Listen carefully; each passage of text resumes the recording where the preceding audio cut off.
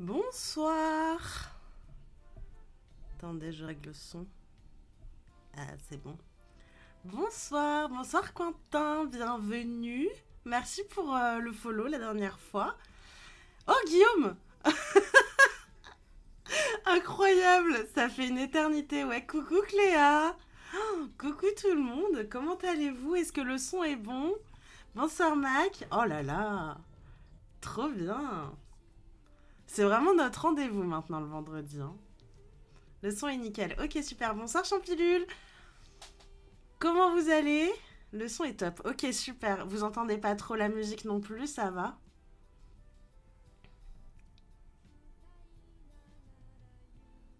J'adore le vendredi soir grâce à ça. C'est trop chou, Cléa. Merci. J'espère qu'on va réussir à garder ce rythme parce que je suis trop contente qu'on ait eu un rythme un petit peu soutenu malgré mes diverses crises d'endométriose.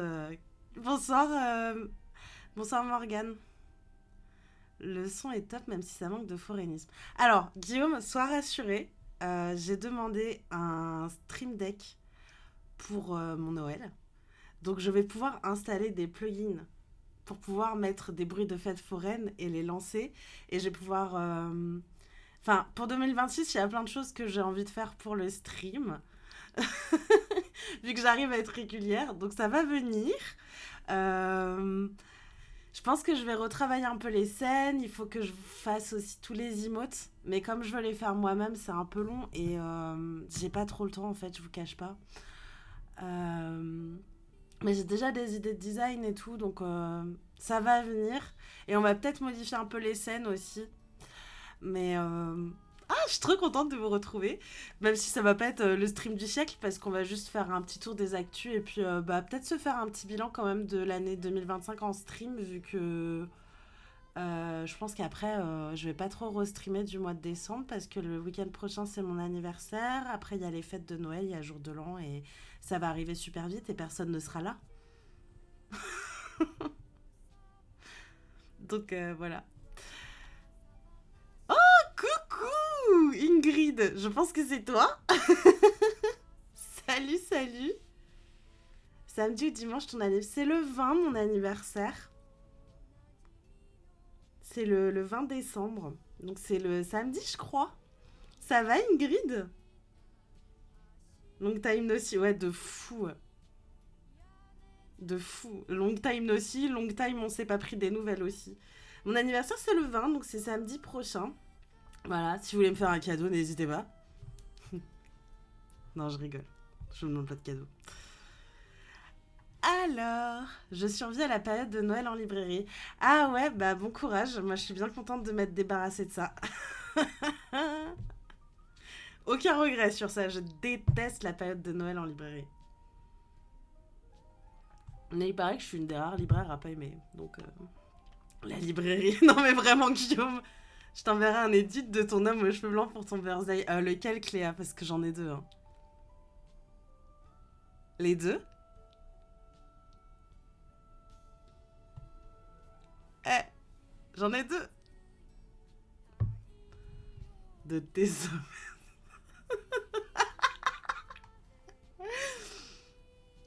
On se sait. Ouais, on se sait.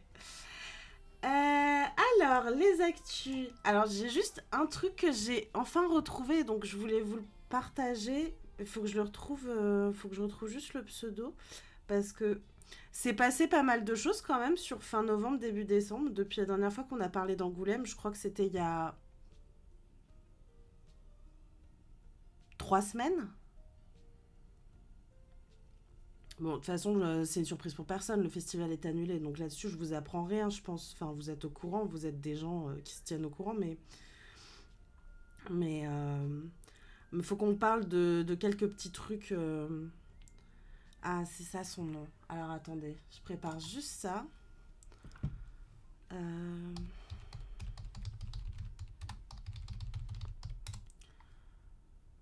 C'est ça son truc. Oui, c'est ça. Ok, nickel. Farpet, Farpet. Donc on va se lire quelques petits articles. Peut-être avec la même ironie que la dernière fois. Hein. Je ne sais pas. Hop. Mais du coup, il va y avoir un off. J'avoue que j'ai pas tout suivi. Juste vu que du coup, c'était annulé. Alors, on va regarder les articles qu'il y a eu. J'ai pas tout compris. J'ai pas trop lu depuis qu'on a appris que c'était annulé.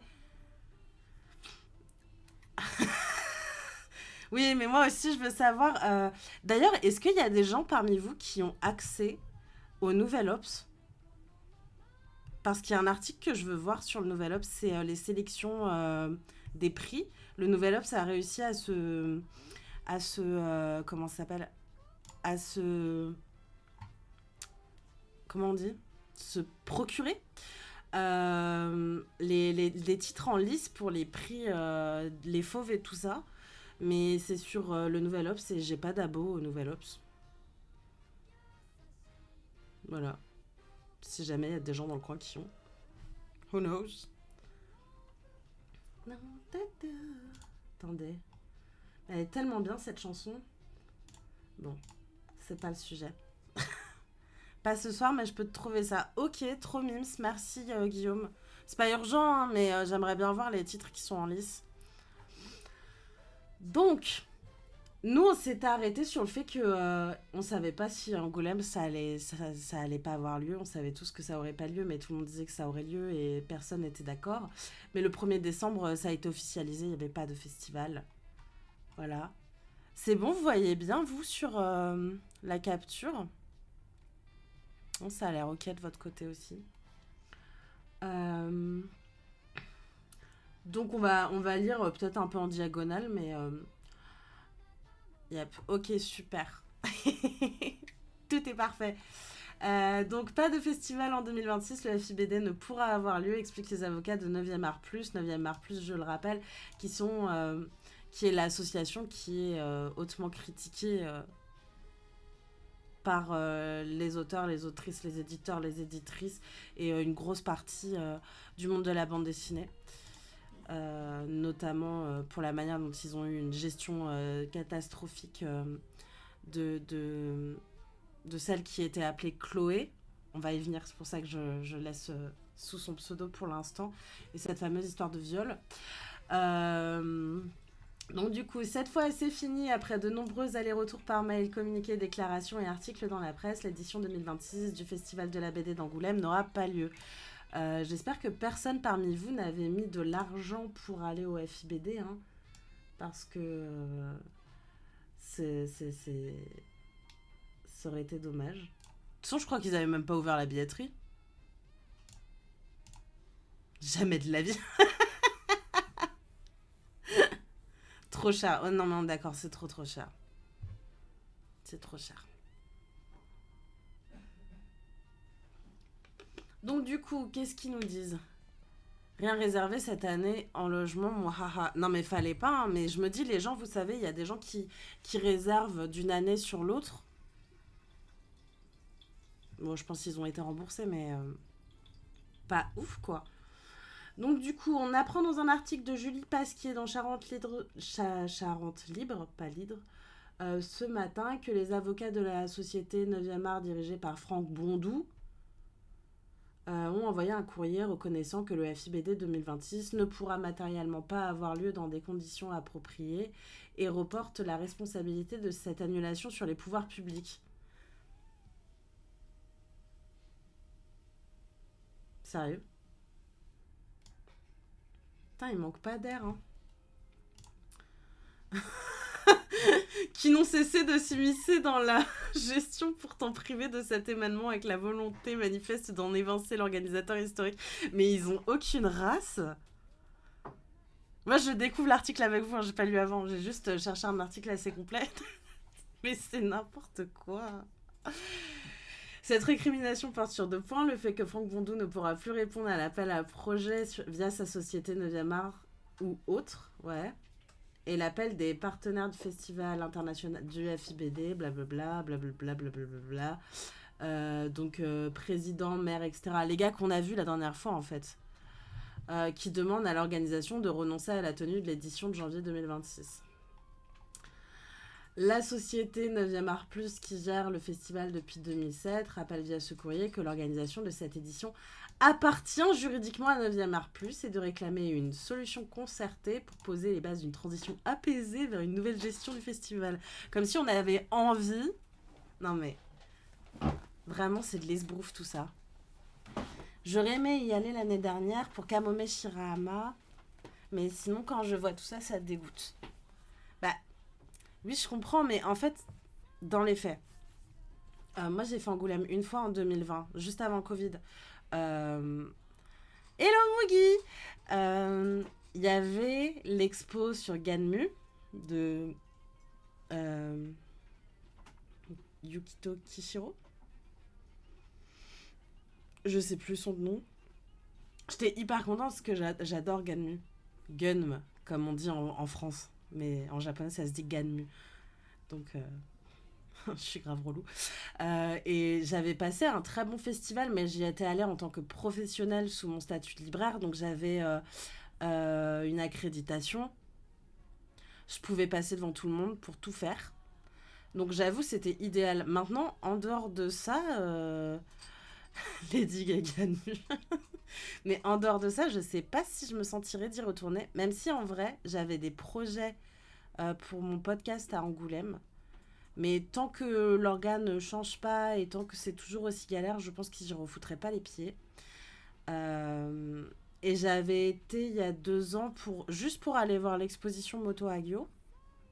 Mais j'avais pas fait le FIBD, j'étais allée voir l'expo parce que l'expo elle dure 3 mois après le FIBD en fait.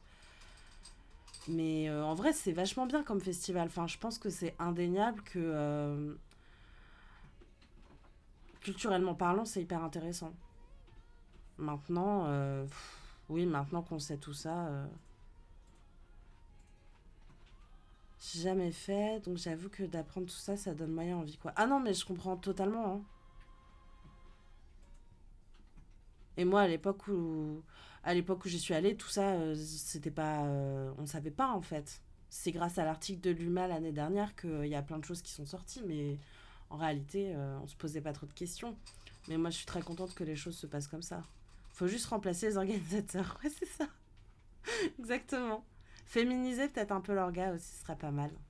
Mettre en place, comme j'avais dit, je crois, sur le club de lecture, des, la parité totale sur les événements aussi, ce serait bien. Qu'il y ait autant d'expositions de femmes que d'expositions d'hommes, autant d'animations de femmes que d'animations d'hommes. Et ce serait vachement bien en fait. Mais après, on va me taxer de personnes ultra woke. Ça me va. Hein. Mais je pense que déjà, si on avait ce truc de la parité, ce serait chouette. Parce que le monde de la BD regorge d'autrices absolument passionnantes qu'il faut mettre en avant. Bonsoir néo-vénésienne. Bienvenue. Wokiste, ouais, mais très fière. J'étais venue au festival juste pour l'expo Moto Hagio aussi, il n'y avait pas trop grand monde, c'était trop bien. Bah j'ai fait pareil, moi j'y suis allée en mars, c'était juste avant mon hospitalisation. Et pareil, il n'y avait personne, j'avais toute la salle pour moi, c'était trop cool. Et c'était vraiment très très beau. Très très très très beau. De toute façon, cette expo, elle était magnifique. Je suis très contente d'avoir récupéré le catalogue et tout, parce que c'était vraiment sublime. Ne pas être une merde égale woke. Non mais c'est vraiment ça. Du coup, je suis très contente. Vous êtes on fire ce soir. J'étais où? J'en étais où dans cet article? Ah oui, il râlait. Une société 9e art qui gère le festival depuis 2007 rappelle via ce courrier que l'organisation nanana, ouais on a lu ça. Cette dernière déclaration arrive au moment où Frédéric Potet révèle dans Le Monde que la mairie d'Angoulême s'était lancée dans un projet de festival off en espérant utiliser les subventions qu'il aurait dû donner au FIBD. Bah, est-ce que ça répond pas à la question qui m'a demandé s'il y avait un off? Attendez, je recherche. Il voulait a priori. Voilà, la réponse qu'on a. C'est moi. Oui, c'était toi, Quentin, pardon. Mais enfin, je veux dire, il y a un moment, il faut être réaliste aussi. Ils nous informent de ça le 1er décembre. Le festival a lieu fin janvier. Genre en 2 mois, ils vont arriver à faire un truc. Du coup, il y a eu Un communiqué de presse du cabinet Auguste Debouzy. Paris, 1er décembre 2025. Je suis en train de faire un tag, donc je peux point répondre, mais on est ensemble sur les remarques concernant le festival qui mérite un grand changement de fond. Y a pas de souci, Ingrid, fais ton cake. Y a pas de problème. Euh... Par respect pour le public qui lui a permis en 2 décennies de faire du Festival international de la BD d'Angoulême, faut vraiment que je dise sa fille BD, hein, parce que je vais perdre toute ma salive, dont elle est l'organisatrice, le 3e événement culturel français après le Festival de Cannes et d'Avignon, où on n'est pas au niveau Cannes non plus. La société 9e Art Plus, dont nous sommes les conseils, avait choisi de garder le silence malgré les attaques dénuées de tout fondement dont elle est victime depuis des mois. Retenez bien ça, hein. On se fout de nous, hein. On se fout de nous. Les récentes prises de position des acteurs publics locaux expérimentés, notamment dans leur conférence de presse commune du 20 novembre. Donc je crois que ça, on avait lu du coup le papier sur cette conf. Et dans l'interview d'un édile souhaitant la chute de 9e Art Plus d'ici la fin janvier, la force désormais à prendre la parole. Ils font vraiment les vicos. Mais oui, ils font vraiment les vicos, c'est ouf d'être autant de mauvaise foi en fait. Enfin, ça me rend ouf. C'est dingo, hein. Les pauvres, ouais, vraiment, on les plaint. On les plaint de fou. Vraiment. 9e Art Plus entend mettre un terme aux allégations qui lui impute la décision d'annuler l'édition 2026 de festival. La responsabilité en incombe aux financeurs publics, comme si c'était que ça le problème, qui n'ont cessé de s'immiscer dans la gestion, pourtant privée, blablabla. On a déjà lu cette phrase tout à l'heure plus haut. En dehors de tout cadre légal, les acteurs publics locaux ont, selon leur thème, pesé de tout leur poids pour empêcher la reconduction du contrat privé confiant à 9e Art Plus l'organisation du FIBD. Mais c'est pas vrai, puisque on a vu la dernière fois qu'on a parlé de ça, que justement ils avaient été reconduits et que c'est face au boycott qu'ils se sont positionnés. Enfin, je sais pas pourquoi je cherche de la cohérence dans ce que nous disent les avocats de 9e art en même temps.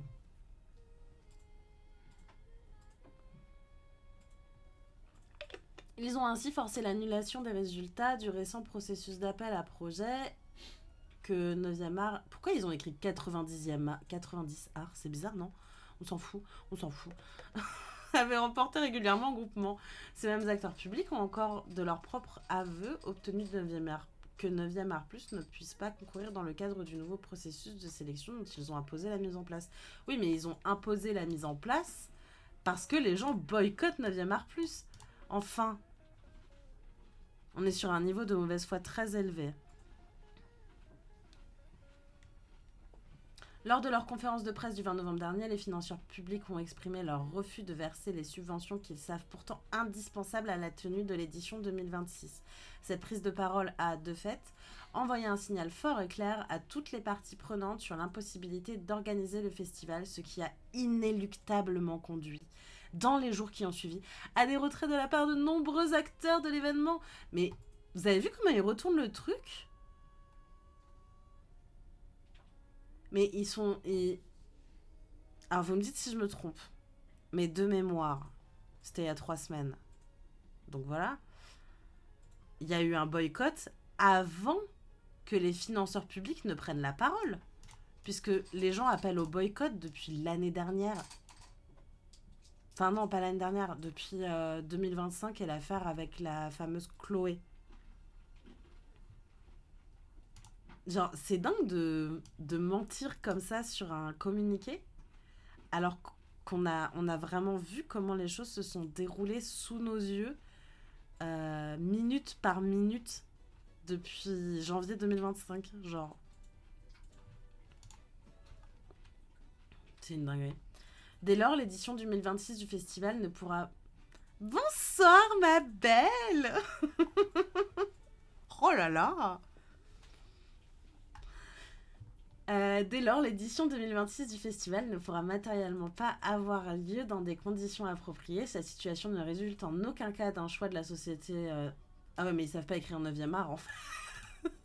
9e art plus, dont le FIBD constitue l'unique raison d'être, mais bien d'une décision unilatérale prise sans concertation des financeurs publics. C'est d'une mauvaise foi crasse, c'est terrible. Bon, et là, du coup, ils vont nous dire oui, c'était super, voilà, ça fait 20 ans qu'ils font un super boulot. Oui, enfin, il y a 20 ans, il n'y avait pas 9e art plus et le FIBD, il existait quand même. Hein. S'inquiète désormais des conséquences humaines et économiques de l'absence d'édition 2026. Oui, c'est vrai que pour le coup,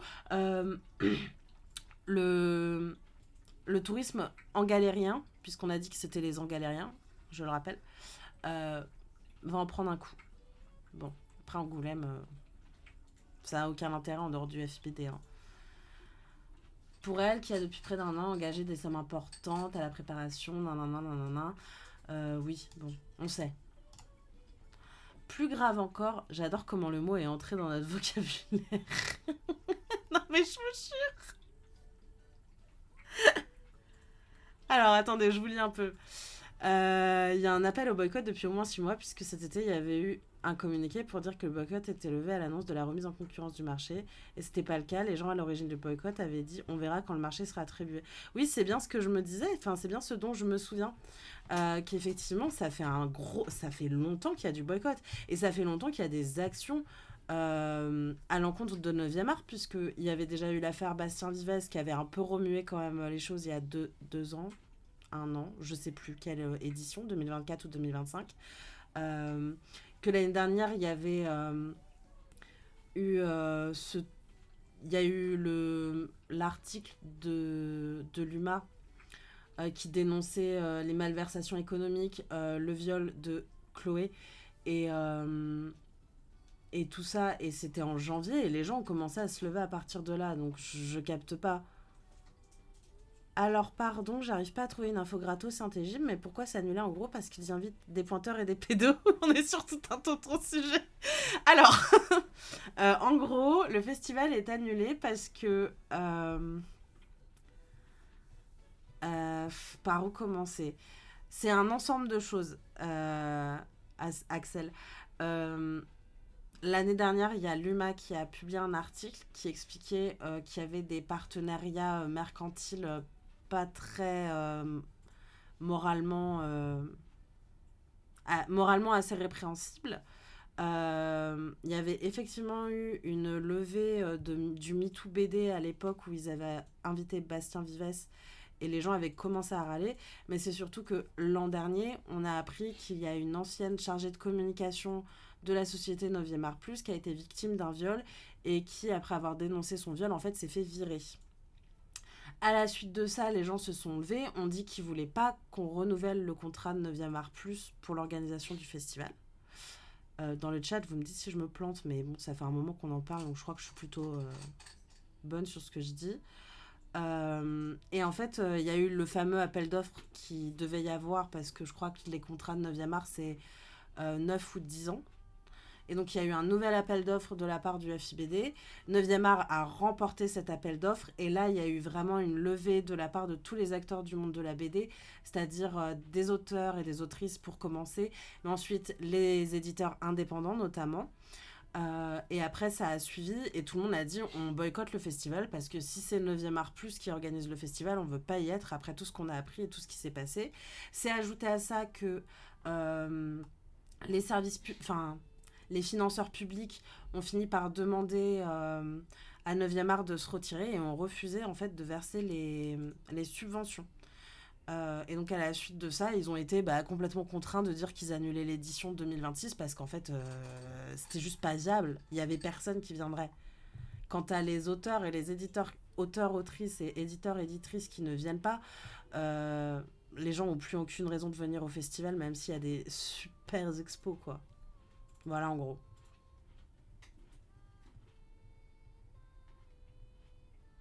Je sais pas si j'ai été claire. Au pire, si tu veux, Axel, j'ai la rediff sur ma chaîne YouTube de la dernière fois.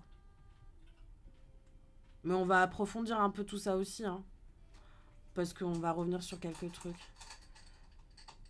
Donc là, ils disent ouin ouin, c'est parce qu'on nous a pas donné les subventions. Ouais, en gros, en fait, ce qu'ils disent là, c'est que s'ils annulent, c'est parce que finalement, ils ont pas eu les subventions. Mettant de côté tous les autres dramas qu'il y a eu depuis 2 3 ans, en fait. C'est ça. C'est des branques, quoi. Des gros teubés, des nazes, ils sont d'une extrême mauvaise foi. Très clair, ça me débecque, mais c'est très clair, merci. Mais je t'en prie.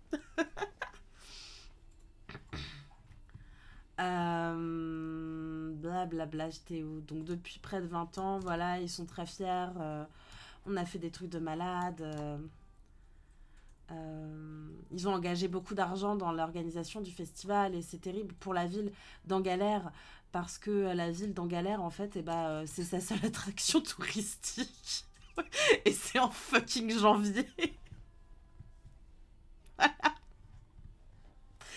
Euh, Donc il parle d'une campagne de dénigrement, je passe tout ça. Oui, si. Plus grave encore, une lourde incertitude pèse sur les conséquences du FIBD 2027, édition dont l'organisation appartient juridiquement à 9e Art Plus, effectivement, puisque leur contrat durait jusqu'en 2027 et que c'est qu'à partir de 2028 que les nouvelles offres devaient prendre effet. Euh, Après, je pense que casser un contrat, c'est possible, j'y connais rien, hein. Mais oui, effectivement, est-ce qu'il y aura un FIBD en 2027? Je ne sais pas. Est-ce que je m'en fous un petit peu? Mais, factuellement, je peux pas trop m'en foutre non plus, puisque c'est un événement important quand on aime la bande dessinée. Donc voilà. Donc ils disent qu'il faut trouver une solution, quoi. Bah ouais, bah la solution, c'est que Franck Bondou, il dégage, pour commencer. Et l'autre meuf, la femme dont on a lu la lettre ouverte la dernière fois aussi. En dépit des campagnes dénigrement et savamment entretenues et qu'aucune preuve ni décision administrative ou judiciaire n'est jamais venue étayer. Ah, je veux pas dire, mais ça, en général, c'est une phrase de personne qui a fait de la merde, hein. La fameuse présomption d'innocence, on se sait quoi. 9e Art Plus est disposé à rencontrer les financeurs publics pour poser avec eux les bases d'une transition apaisée vers une nouvelle gestion du festival. Il en va de l'intérêt supérieur du festival, de tout ce qu'il apporte au champ de la bande dessinée depuis plus d'un demi-siècle, euh, et du rayonnement culturel de la France, et de tout un territoire spécialement en galère. Je pense qu'on a toutes des propositions de solutions à faire. Non mais de ouf. En vrai, faites un sondage, 9e art. Je pense que on a tous des solutions, hein. Ça c'est clair. Ça c'est clair. Donc ça c'est du coup les avocats de 9e art plus. Bon. L'énergie des agresseurs qui disent porter plainte pour diffamation et qui font pas ou se rétractent parce qu'ils gagneront pas. Non mais vraiment, néo-vénégienne, c'est vraiment, vraiment cette phrase pour moi, c'est vraiment ça quoi. Je dirais pas que c'est menaçant, mais c'est à la limite bon, on nous dénigre, mais on vous rappelle quand même que n'y a pas eu d'affaire judiciaire, quoi. C'est pas allé, y a aucun parquet qui s'est saisi de l'affaire, quoi. Genre vraiment. Mais du coup, bon, c'est annulé, voilà, on le sait. Ils ont fait leur lettre de mauvaise foi, voilà, c'était très rigolo. Mais moi, surtout, ce que je veux vous dire, c'est que Chloé, donc cette fameuse jeune femme chargée de communication à 9e Art Plus, qui a dénoncé avoir été violée, etc., elle a enfin pris la parole, a découvert. Elle s'appelle Élise Boucher-Tran. Euh, Elle s'est enfin exprimée sur ce qui s'est passé. Donc on va lire un peu l'article. Euh, on va peut-être pas se regarder la vidéo parce que je pense que j'ai pas les droits, mais on va lire un peu l'article. Et je vais vous passer aussi son Instagram parce que je sais que sur Instagram, elle fait d'ailleurs Ingrid Captain Fox du coup sur le chat a partagé ce soir une nouvelle partie de son témoignage sur ce qui s'est passé. Moi, je vous cache pas que j'ai pas encore eu le temps de tout regarder. J'ai aussi, je vous le cache pas, en ce moment pas trop les reins pour regarder ce genre de témoignage. Euh, Ça m'empêche pas de la soutenir de ouf, hein, évidemment. Mais du coup, Elle a témoigné à visage découvert et elle a beaucoup de courage de le faire. Euh, et donc on va lire un petit peu l'article. Voilà. Le FIBD d'Angoulême, blablabla, blablabla, blablabla, blablabla. La colère s'est cristallisée autour de celle qu'on appelait Chloé, une salariée affirmant avoir subi un viol avec soumission chimique en marge du festival. Elle reproche à la société organisatrice 9e art de l'avoir licenciée ensuite. Désormais, sous son vrai nom, Élise Boucher-Tran témoigne en exclusivité auprès de France 3. En mars 2024, Élise, ça vous embête pas, je vais juste dire son prénom, est licenciée pour faute grave. Elle était responsable de la communication du Festival international du FIBD depuis septembre 2023. La direction lui reproche un comportement incompatible avec l'image de la société durant le festival.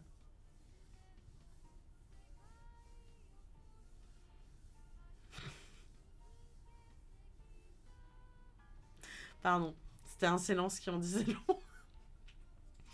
Quelques semaines plus tôt, elle aurait été victime d'un viol de la part d'un prestataire. Elle l'avait signalé à son employeur. Elle en est persuadée. Ses confessions étaient la cause de son licenciement. Sous le nom d'emprunt Chloé, pour garder son anonymat, son histoire est révélée par le journal L'Humanité un an plus tard. Un véritable séisme frappe le monde de la bande dessinée en France. Elle devient le symbole du cri de colère qui couvait autour de ce festival depuis plusieurs années. Pour la première fois, Élise souhaite s'exprimer à visage découvert, sous sa véritable identité. Une accusation de viol qui fait éclater le festival. La raison pour laquelle la jeune femme de 32 ans est restée anonyme jusqu'à ce jour, était la peur de voir sa carrière brisée en mille morceaux. Tu m'étonnes. Mais pour elle, la société organisatrice du festival 9e art a révélé son identité à la profession. Tout le monde savait que c'était moi. Il faut que je montre mon visage, car ce n'est pas à moi d'avoir honte de ce qui s'est passé, pointe-t-elle. Elle a raison. Bien sûr, si c'est trop dur pour vous d'écouter ça, vous pouvez couper le stream. Hein. Le viol aurait eu lieu dans la nuit du 26 au 27 juin 2024 en plein festival. Le lendemain matin, Elise se souvient s'être réveillée nue. La personne à côté de moi m'avait dit qu'on avait couché ensemble, alors que je n'ai eu aucun souvenir de cette soirée. Tout de suite, elle souhaite en parler à plusieurs de ses collègues qui l'ont redirigée vers la personne en charge des RH de la société. Cette dernière lui aurait suggéré de prendre la pilule du lendemain.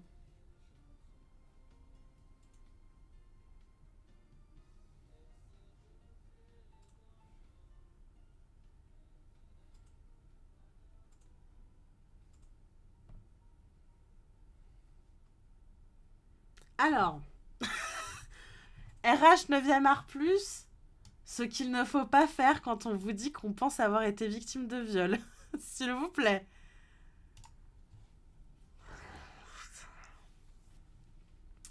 Je me disais ce qui m'était arrivé était impossible, je n'arrivais pas à mettre le mot viol.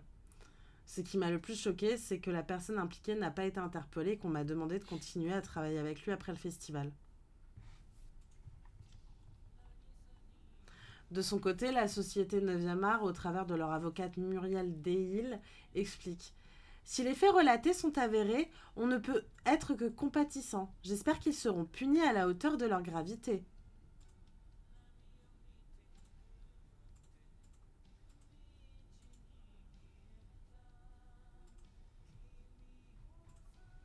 Pour autant, elle tient à préciser que ces faits ont eu lieu en dehors du temps de travail, sur un lieu qui n'est pas lié au temps de travail et commis par une personne qui n'est pas salariée de la société. Cette affaire pénale ne concerne pas la société 9e art et n'est en aucun cas impliquée dans impliquée dans cette affaire.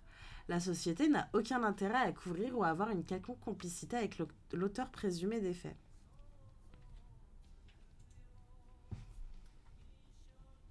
Comme c'est pratique. Ouais, franchement.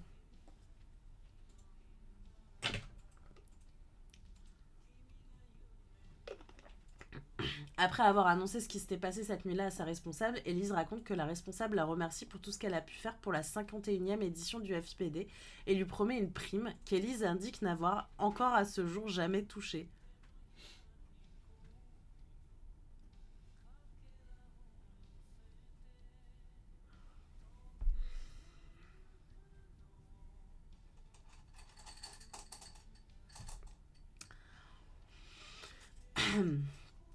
Elle décide de rentrer à Paris pour respirer. Après un entretien téléphonique avec son employeur pour évoquer la situation, les choses prennent une toute autre tournure, selon elle. Je suis désolée, j'en peux plus. C'est dur à lire. Hein. Il m'a demandé si je comptais porter plainte, ce que je n'ai pas fait. Après une visite chez le médecin du travail, j'ai alors décidé de le faire. J'ai contacté tout de suite mon employeur et mes collègues. À partir de ce moment-là, je n'avais plus de nouvelles de qui que ce soit.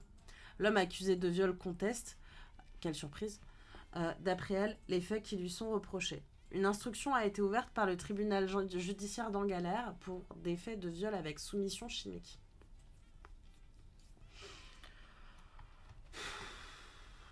Un management toxique relaté par des salariés et des prestataires du festival nié par la société. Lors de son retour au travail après une période de congé, Élise indique avoir été convoquée par son employeur le 4 mars 2024. Il aurait évoqué des comportements inadmissibles de sa part.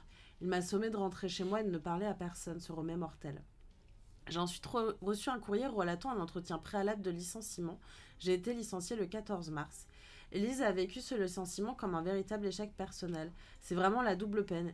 Il y a ce viol, je suis punie, ça m'a plongée dans la dépression. J'ai pris 15 kilos, c'était horrible.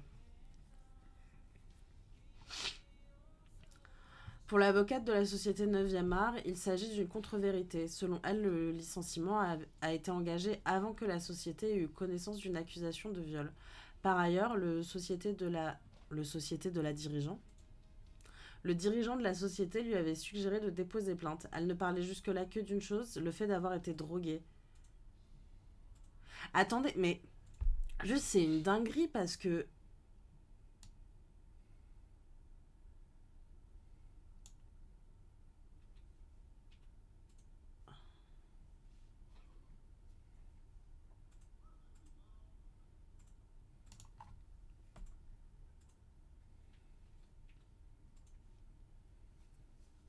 Bref, ça... Dans ma tête, j'ai fait le parallèle avec la ferme Mason en fait.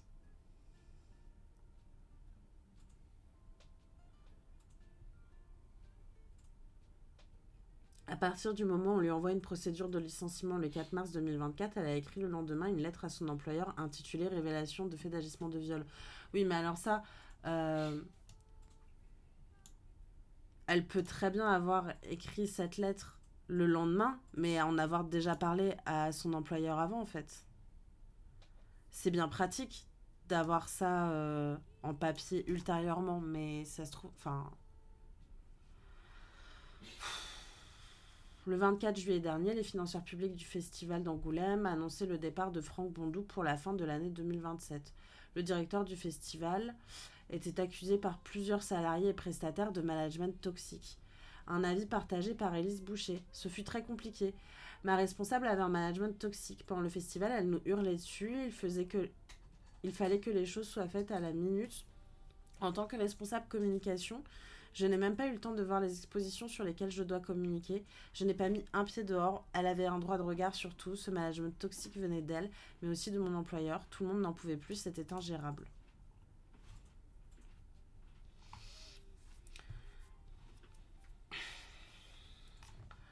Ce terme de management toxique, l'avocate de 9e art ne le comprend pas. Attention, je sens venir la dinguerie.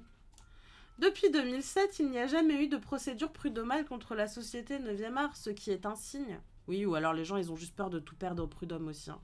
Je n'ai eu aucun autre signalement. J'ai reçu des témoignages de la part de salariés de l'entreprise. S'ils témoignent, c'est qu'ils sont en bon terme avec la direction. Je ne comprends pas cette formule de management toxique sans que cela soit étayé de faits précis.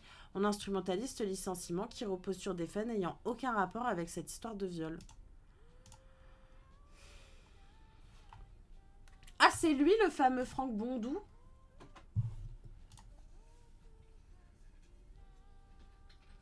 C'est votre prochaine terreur nocturne, ça.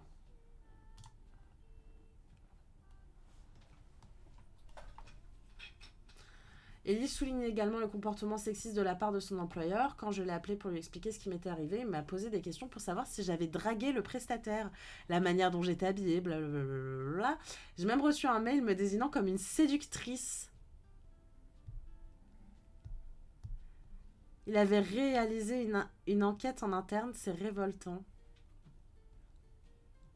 Des propos contestés par l'avocate, of course. Avant la procédure de licenciement, elle avait été entendue par le dirigeant, puisqu'elle avait sollicité un entretien. Il s'agissait de questions sans aucun jugement. Je n'ai jamais entendu de la part de Franck Bondo un quelconque jugement sur l'attitude qu'Élise aurait pu avoir face à ce présumé violeur. Je vous lis un peu, pardon. Je vous ai oublié le temps de lire. Vous n'êtes pas content, hein? Si j'ai bien compris, elle en a parlé avec ses collègues avant d'écrire la lettre. Ils lui ont montré du soutien, etc. L'avocate souligne bien le fait qu'au début, elle posait surtout la question de si elle avait été droguée, car elle se souvenait de rien, a été très éméchée, etc. La faction dont l'avocate a tourné les choses, ça fait mal. Oui, c'est ça. C'est sûr que ça pouvait pas être lui le séducteur dans l'histoire. Oui, Morgane, je suis d'accord avec toi. Moi aussi, c'est ça que j'ai compris à la base.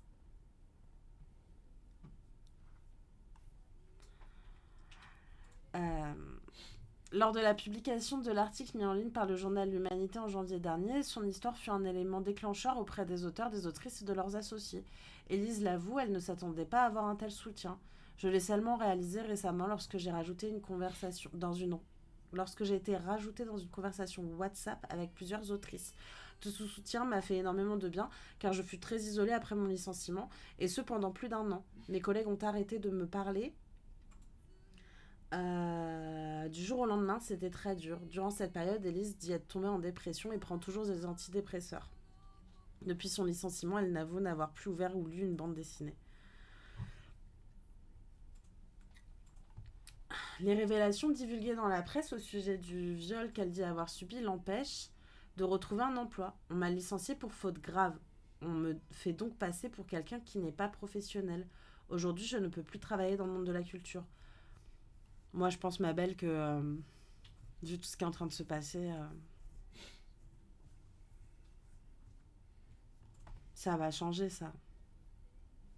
L'ancienne responsable parle 7 langues et a 8 ans d'expérience sur le continent asiatique. Mais tous les entretiens qu'elle a pu passer au cours de ces derniers mois se sont avérés infructueux. On m'a dit qu'il fallait des références de mon ancien employeur, mais c'est impossible, ça a vraiment brisé ma carrière. Je bois un coup, hein. Excusez-moi, hein. Je me dessèche très vite.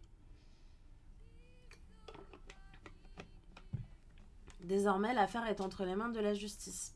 Élise a saisi le conseil des prud'hommes. Pour son avocat, cette affaire a de bonnes chances d'aboutir en faveur de sa cliente.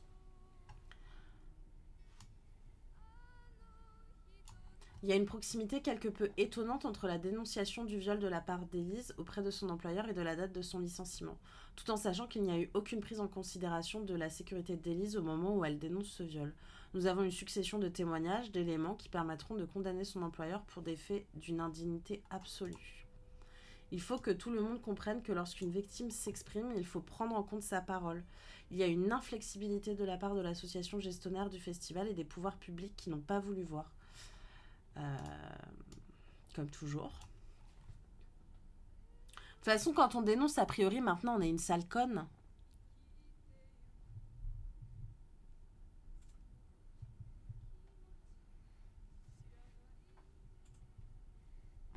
Je fais un aparté, mais j'ai pas une source. J'ai pas de source là tout de suite, mais il y a une fuite de dossiers tenus par des RH de certaines entreprises sur les intermittents du spectacle. En mode commentaire quasi dégradant, voilà. Ouais, mais en vrai, ça, Ingrid, moi, ça m'étonne même pas.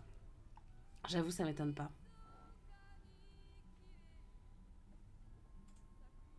Vraiment. C'est pas bien, mais je suis pas étonnée. J'avoue.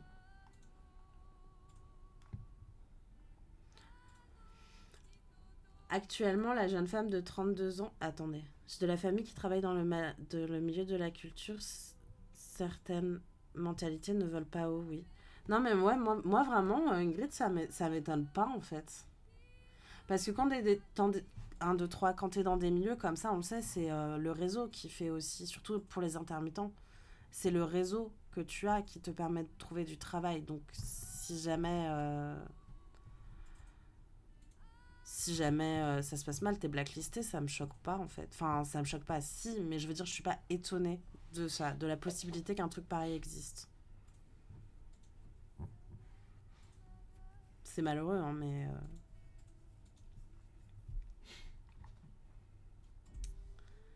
Euh, Actuellement, la jeune femme de 32 ans avoue ne pas se sentir très bien, elle a envie de travailler de nouveau. Je suis bloquée, je vis actuellement chez mes parents, mais je n'arrive pas à retrouver un emploi. C'est vraiment difficile, je prends des cours d'arabe, j'ai ma chaîne YouTube, j'essaye de garder le moral. Si son témoignage fut l'une des mèches qui ont fait exploser la maison FIBD, elle continue malgré tout à suivre l'actualité du festival. Je suis toujours ce qui se passe, j'ai envie de savoir ce qu'il va se passer. La révolte est totalement justifiée, la direction se voile la face. Comment peut-on faire un festival sans auteur, sans éditeur et demander au public de payer sans avoir de dédicace?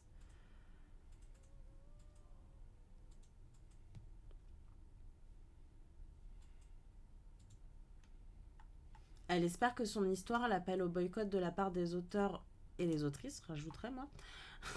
Parce que je le dis encore, mais heureusement que les femmes se sont exprimées avec le MeToo BD tantôt, en fait. Hein. Vraiment. Hein. Je pense que le boycott aurait pas pris cette ampleur hein, sans ça. D'ailleurs, on a appelé ça un girl code, c'est pas pour rien. De la part des autoristes et le retrait des subventions de la part des financeurs publics pour le festival soit synonyme d'un nouveau départ. Élise Boucher-Tran, souhaite à ce, souhaite à ce que les auteurs et les autrices puissent se réapproprier à nouveau le festival qui leur appartient. Il faut que la honte change de camp. S'il n'y a pas d'édition en 2026, ce sera pour construire quelque chose de nouveau en 2027. Au travers de son témoin de ce té- oh, 1 2 3 au travers ce témoignage, Élise souhaite également que les autres femmes à qui ces choses arrivent puissent prendre la parole. Voilà.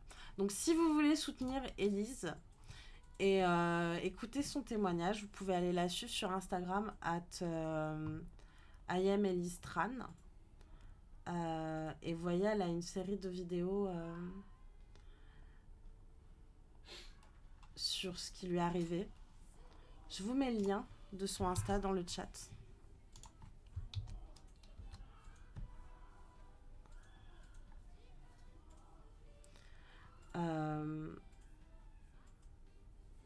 Oh, elle est belle cette photo, je trouve.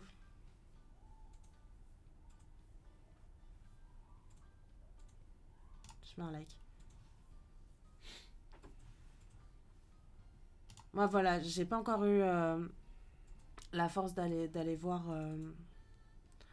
les vidéos. Je compte le faire, mais c'est compliqué.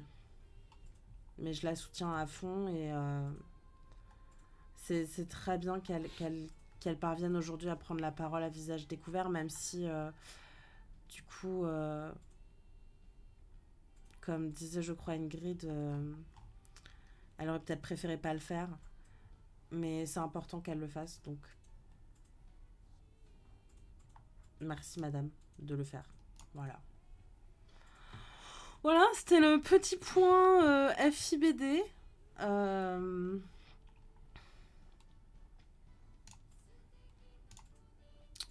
J'espère que vous avez apprécié ce moment. Donc, pour conclure, le festival est annulé, ce qui est plutôt une bonne nouvelle, je trouve. Hein. Une plume. Voilà, et je trouve que vraiment 9e art s'enfonce un peu plus dans la médiocrité à chaque fois qu'ils prennent la parole. Enfin, vraiment, euh, c'est catastrophique pour moi. Enfin, je sais pas ce que vous en pensez. J'attends vos avis, même si vous m'avez donné un peu vos avis là au fur et à mesure, mais enfin, je trouve que c'est. Heureusement qu'il y a cet article de France 3 qui rappelle que c'est surtout ce qu'a raconté cette jeune femme, Élise Boucher-Tran, du coup, qui a mis un peu le feu aux poudres, quoi, parce que le FIBD, enfin, que le 9e art remène tout sur les financeurs. Enfin, moi, je trouve que c'est pas possible, quoi. On va se lire un autre article, parce que je ne sais pas si vous êtes au courant, mais parmi les actualités récentes, la plateforme Amazon a proposé des doublages en IA pour des animes, et notamment pour Banana Fish. Euh, Si vous avez suivi le stream euh, de la semaine dernière que j'ai fait... Vos réactions, JPEP.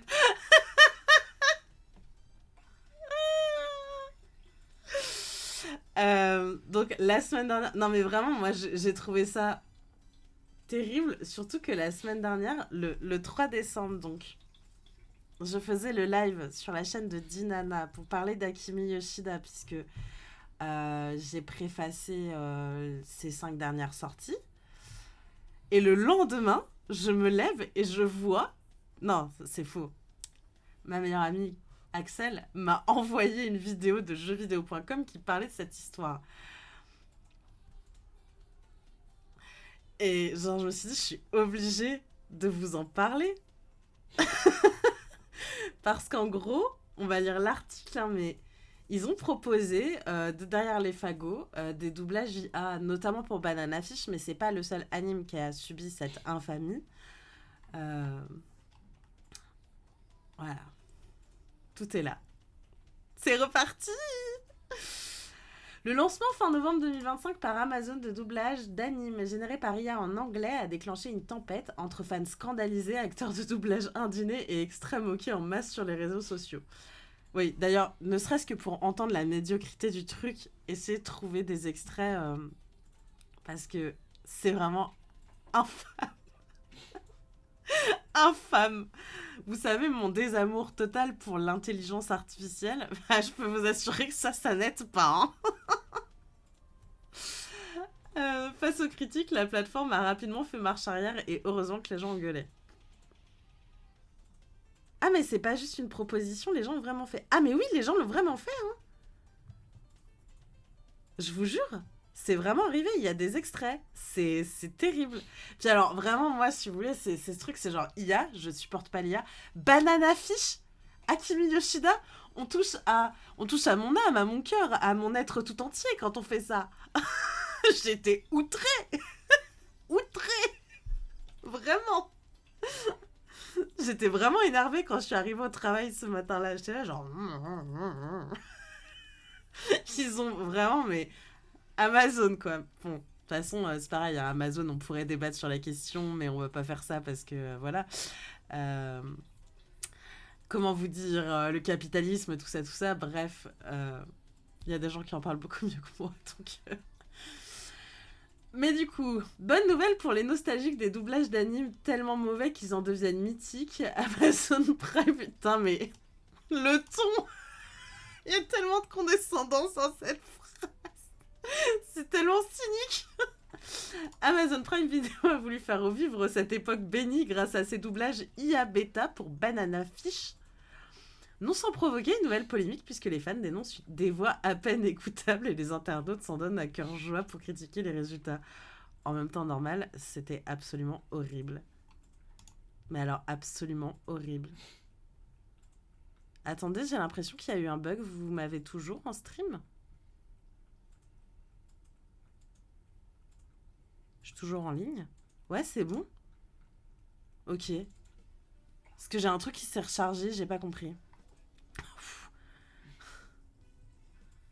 On est là, oui je vous vois.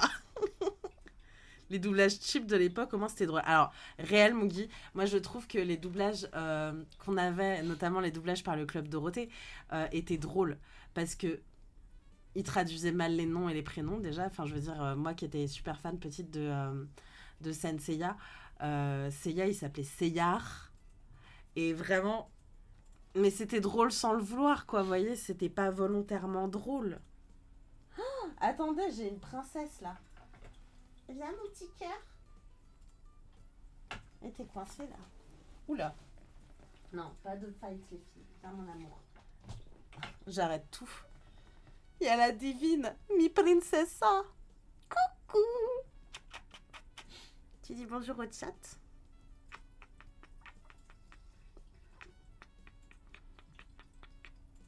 Ça va mon petit cœur? Elles sont trop bons. Et donc, oui, les doublages étaient nuls, mais au moins c'était rigolo et il y avait des vrais gens qui faisaient ces doublages. Donc, au pire, c'était nul, mais il y avait des gens qui étaient payés pour le faire et qui essayaient de faire un travail, quoi, correct. Mais là, non, monte pas sur le bureau, tu vas tout faire craquer comme la dernière fois. Mais donc, oh. Ça me rappelle l'anime que je regarde actuellement. Mon chat a tout fait. Mon chat à tout faire est encore tout déprimé. Mon chat à tout faire. C'est quoi ça? Je connais pas cet anime. Je vais regarder après. Mais donc oui, pour revenir sur ce qu'on disait, du coup on parle de chat, mais c'est vraiment honteux. Mais moi j'ai même envie de vous dire, c'est d'autant plus honteux que il y a une véritable culture du doublage au Japon avec les seiyuu. Euh, Ces gens-là sont érigés au rang de star au même titre qu'un acteur ou des chanteurs. En même temps, ils font un travail de comédien en posant leur voix. Enfin, c'est vrai que la qualité du travail de doublage sur les animes japonais est absolument incroyable. Moi, je trouve même que c'est difficile quand on a écouté des animes, enfin quand on regarde des animes japonais, de des fois regarder des productions américaines et d'avoir le doublage américain. Très souvent, je mets le doublage en japonais parce que je trouve que c'est meilleur. Mais genre là, c'est... Bref. Alors que les aficionados de Banana Fish attendaient un doublage en anglais depuis sa première diffusion en 2018, les résultats n'ont pas été à la hauteur de leurs attentes. Tu m'étonnes. Nombre d'entre eux ont découvert le 28 novembre 2025 des doublages générés par IA de piètre qualité. Est-ce que tu penses que la dérive, ça serait de créer une IA avec une sorte d'identité pour doubler les personnages? Mais en fait, c'est déjà le cas. Enfin, pas pour le doublage, mais il y a déjà une actrice IA qui fout la merde à Hollywood et il y a beaucoup d'acteurs et d'actrices qui s'en sont plaints. Euh, Parce qu'ils voudraient que ce soit genre des acteurs au même titre que des êtres humains auxquels on ferait passer des castings pour participer à des films. Donc oui, c'est même pas tant que je pense que ce serait une dérive, c'est que c'est... Je pense que c'est un projet. Je viens de regarder un extrait du doublage sur TikTok, j'ai envie de me foutre en l'air. Ah ouais, non, mais je te jure, Ingrid, ça va hyper vite en fait. Mais on se. Enfin, moi, je me renseigne vachement sur ce qui arrive en IA parce que je n'utilise pas l'IA et je supporte pas l'IA et tout ce que ça implique en termes d'exploitation d'êtres humains, d'exploitation des terres, d'impact écologique, etc. Et oui, tout à fait, Quentin, j'ai lu l'article tout à l'heure. Disney a signé un deal avec OpenAI très récemment aussi, je crois, pour pouvoir exploiter les personnages de Disney, justement, par l'IA. Et en fait, du coup, il garderait les droits des personnages en ayant racheté OpenAI ou un truc comme ça. Mais c'est scandaleux, quoi. Et c'est comme toute cette histoire qu'il y avait eu sur les gens qui faisaient des créations IA d'après l'univers de Hayao Miyazaki. Enfin, genre. Moi, j'ai l'impression les gens, ils veulent la mort de l'art et de tout ce qui vient de la création humaine. C'est pas possible autrement. Enfin. Et moi, de toute façon, je supporte vraiment pas. L'IA, je peux pas. Je peux pas. Et d'ailleurs, j'en ai marre parce qu'il y a une mise à jour sur mon téléphone et j'arrive plus à l'éteindre parce que maintenant, quand j'appuie longtemps sur mon truc pour éteindre, il me propose d'avoir Gemini. Je sais plus éteindre mon téléphone. Zéro blague. Si jamais vous savez comment on fait, j'ai un Samsung A, je sais pas combien. Je sais plus comment éteindre mon téléphone parce que mon bouton qui me servait à ça, maintenant, c'est un bouton qui me propose d'activer l'IA. J'ai envie de crever. C'est partout. Je sais plus comment faire. Si, vraiment, s'il y a des gens dans le chat qui ont un Samsung et qui ont trouvé comment barre de notification, il y a le logo off. Genre là-dessus. Putain, vous voyez rien en fait. Je monte. En haut à droite.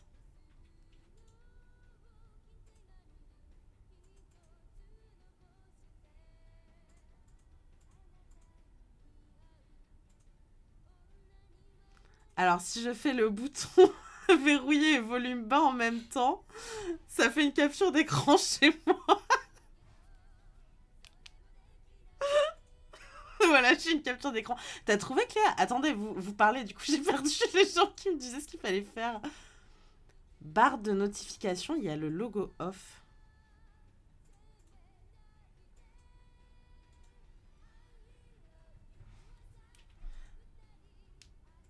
Je reste... Oui, bah si je reste appuyé, ça le fait pas. Tu peux slider à droite, ce qui s'affiche. Mais j'ai rien, moi. Trouve tout en bas. J'ai l'impression d'être une boumeuse. Tout en bas à droite, j'ai aussi. Mais vous avez quoi tout en bas à droite? Moi, j'ai rien.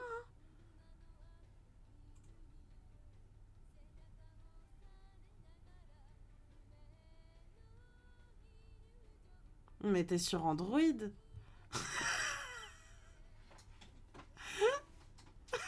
Merci.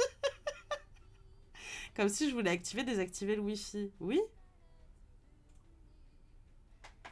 Mais j'ai pas de truc IA pour ça. Non, j'ai pas de logo off. Sorry la team, j'ai pas ça.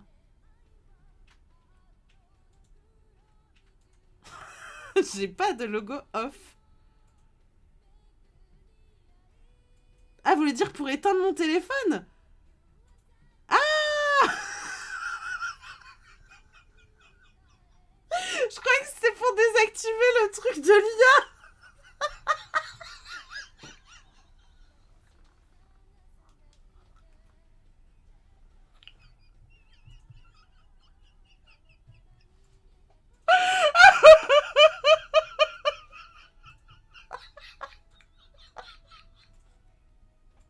Ok.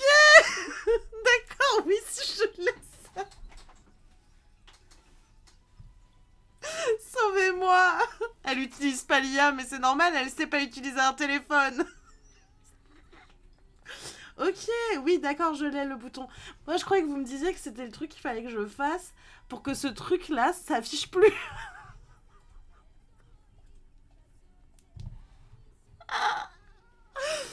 Anyway.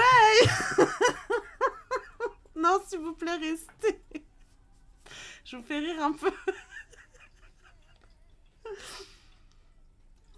Attends, j'ai compris que j'étais une grosse boumeuse quand tout à l'heure j'ai galéré à ajouter un contact dans mon téléphone. Et je me suis dit, waouh, c'est chaud. Faut dire que j'ajoute jamais des gens dans mon téléphone, j'ai pas beaucoup d'amis. Ah non, là c'est grave. Non mais moi, mon téléphone, ça me sert à appeler, à envoyer des messages, à utiliser les réseaux sociaux et à jouer à Love and Deep Space. Mais je fais attention à rien. Enfin, et puis vraiment, je pense que ça faisait facile 1 ou 2 ans que j'avais pas ajouté un numéro de téléphone. Non, mais j'assume hein, que je suis pas. Je suis pas. Voilà, je suis pas. Je suis douée pour d'autres trucs. C'est pas grave. Mais je vous imagine derrière votre écran à vous dire, mais elle est con ou quoi? Pourquoi elle appuie pas sur le bouton off? Je suis navrée.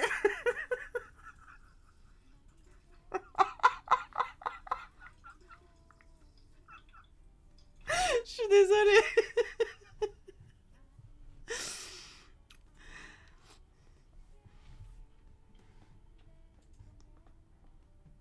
C'était bien drôle, ouais.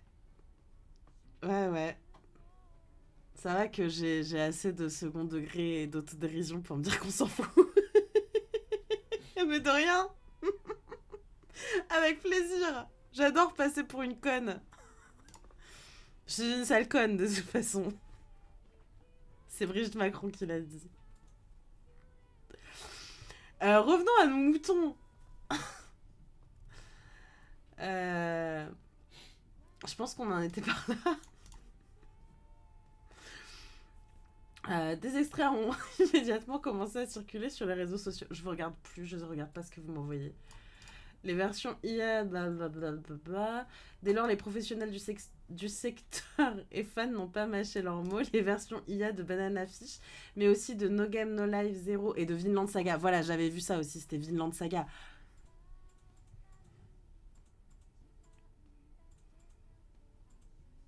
J'en parle jamais, mais j'adore Vinland Saga. Ah, c'est bon. Je pensais que ça passerait inaperçu, mais vous êtes beaucoup trop au taquet.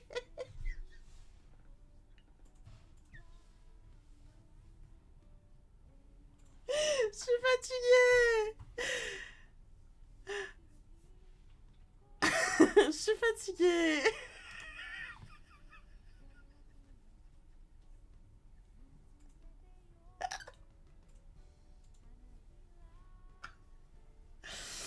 C'est bon, hein. À quand la prochaine search list? Oh,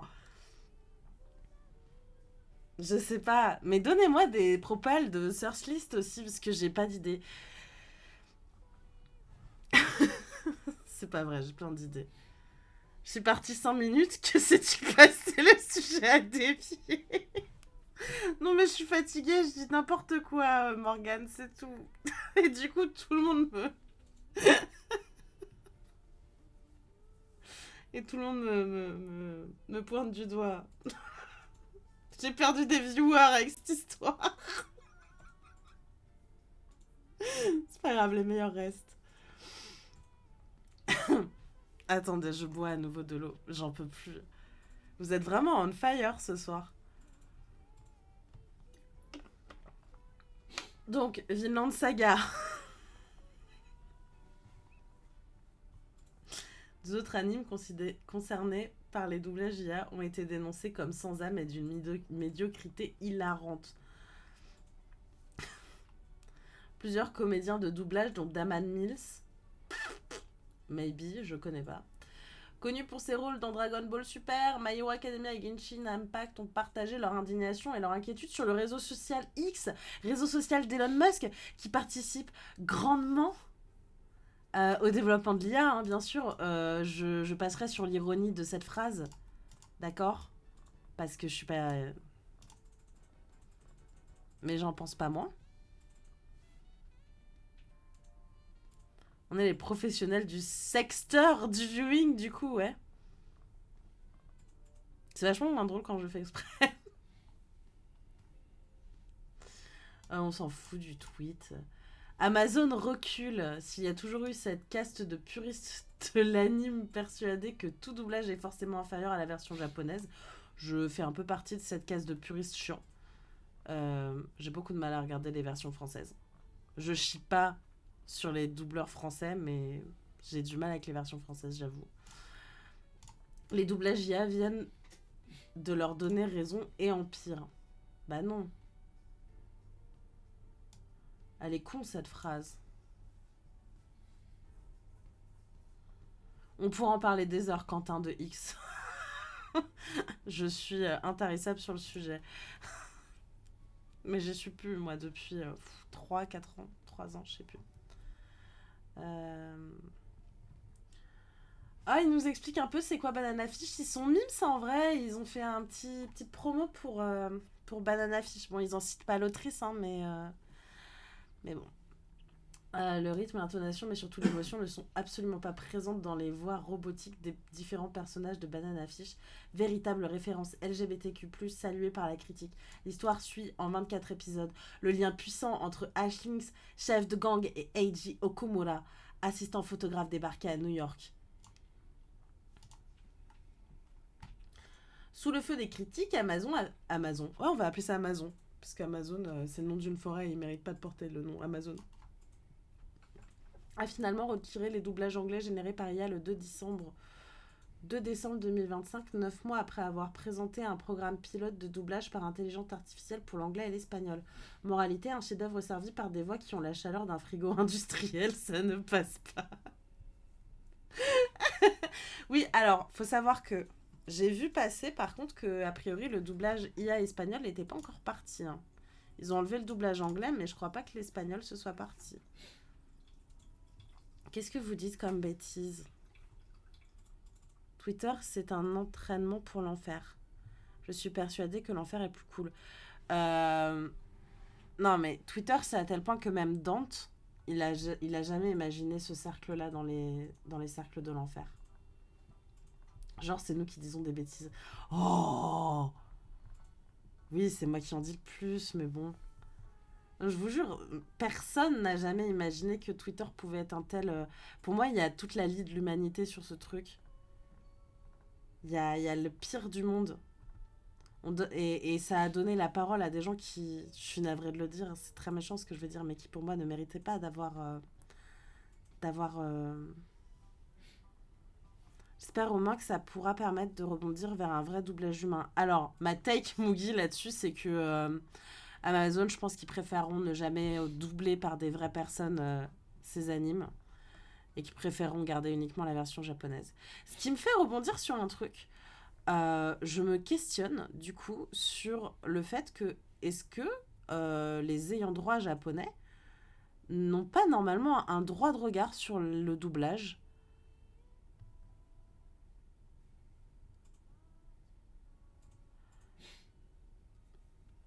Parce que ça me paraît hyper bizarre que ce soit autorisé. Et si c'est pas le cas, je pense qu'il faudrait légiférer là-dessus, surtout que le Japon serait tout à fait, comment dire, légitime dans les contrats de mettre quelque chose à ce niveau-là. Silence radio côté Japon. Oui, mais ça me pose problème. Parce que quand on sait comme les Japonais peuvent être exigeants, notamment sur les éditions papier, euh, etc., le Japon a légiféré l'IA dans le doublage. Bah oui, mais du coup, est-ce que dans les contrats qui passent avec l'étranger, ils légifèrent aussi là-dessus? Grosse enveloppe d'argent. Je suis pas sûre que les Japonais là-dessus laisseraient passer. Hein. Il y a des choses auxquelles on touche pas quand même.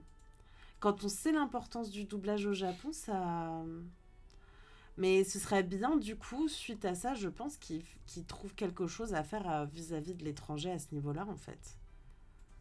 Faut pas que ça se répète.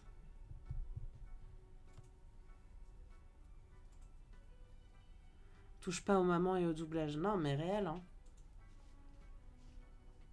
Encore moins à Vinland Saga ou. Ouais, même. Ou Banana Fish. Mais aucun, en fait. C'est. Non, c'est pas possible. Donc voilà, c'était la petite news. Euh, je sais pas ce que j'ai mis comme news. Ensuite, on va découvrir ensemble. J'ai oublié. Ah bah oui. Vous l'avez sans doute vu passer. Attendez, on retourne sur l'IA, maintenant que je sais de quoi j'ai parlé. Euh, Parce qu'on n'a peut-être pas fini d'en discuter. Euh, moi, vraiment, pour le coup, je comprends pas. Pourquoi il y a des pétitions de doubleurs et doubleuses françaises qui ont tourné il y a quelques mois, mais. Ouais, mais est-ce que ça a un impact suffisant en fait? Parce que je sais qu'il y a notamment eu des discussions à ce niveau-là pour le doublage de jeux vidéo aussi. Euh, et au-delà des animes, le doublage de films. Ces pétitions ont eu lieu au Japon aussi. Ok. Mais il faut vraiment enfin, ils ont eu gain de cause, je crois. Au Japon, ça m'étonne pas qu'ils aient gain de cause. Vraiment, ça m'étonne pas. Mais il faut faire quelque chose en France, quoi. Et chez nous et en Occident de manière générale. En France, non, car Rachida Dati. Oh, oh, bah super. J'avais oublié que c'est elle. Le seul truc bien qu'elle ait fait, elle, c'est d'avoir dit qu'elle voulait pas qu'on subventionne 9e art plus pour le FIBD. Parce qu'elle en avait parlé. Mais en dehors de ça, se torche avec la culture. Oui, malheureusement, oui. C'est un scandale total. Non, mais. Je suis fatiguée, quoi. De toute façon, on s'en fout de la culture. Hein. C'est les premiers budgets qui sont retirés quand il y a des crises. Puis on a mis cette femme au ministère, donc que voulez-vous? Anyway, puisqu'on est sur la culture, culturez-vous et allez voir l'œuvre de l'ange de Mamoru Oshii.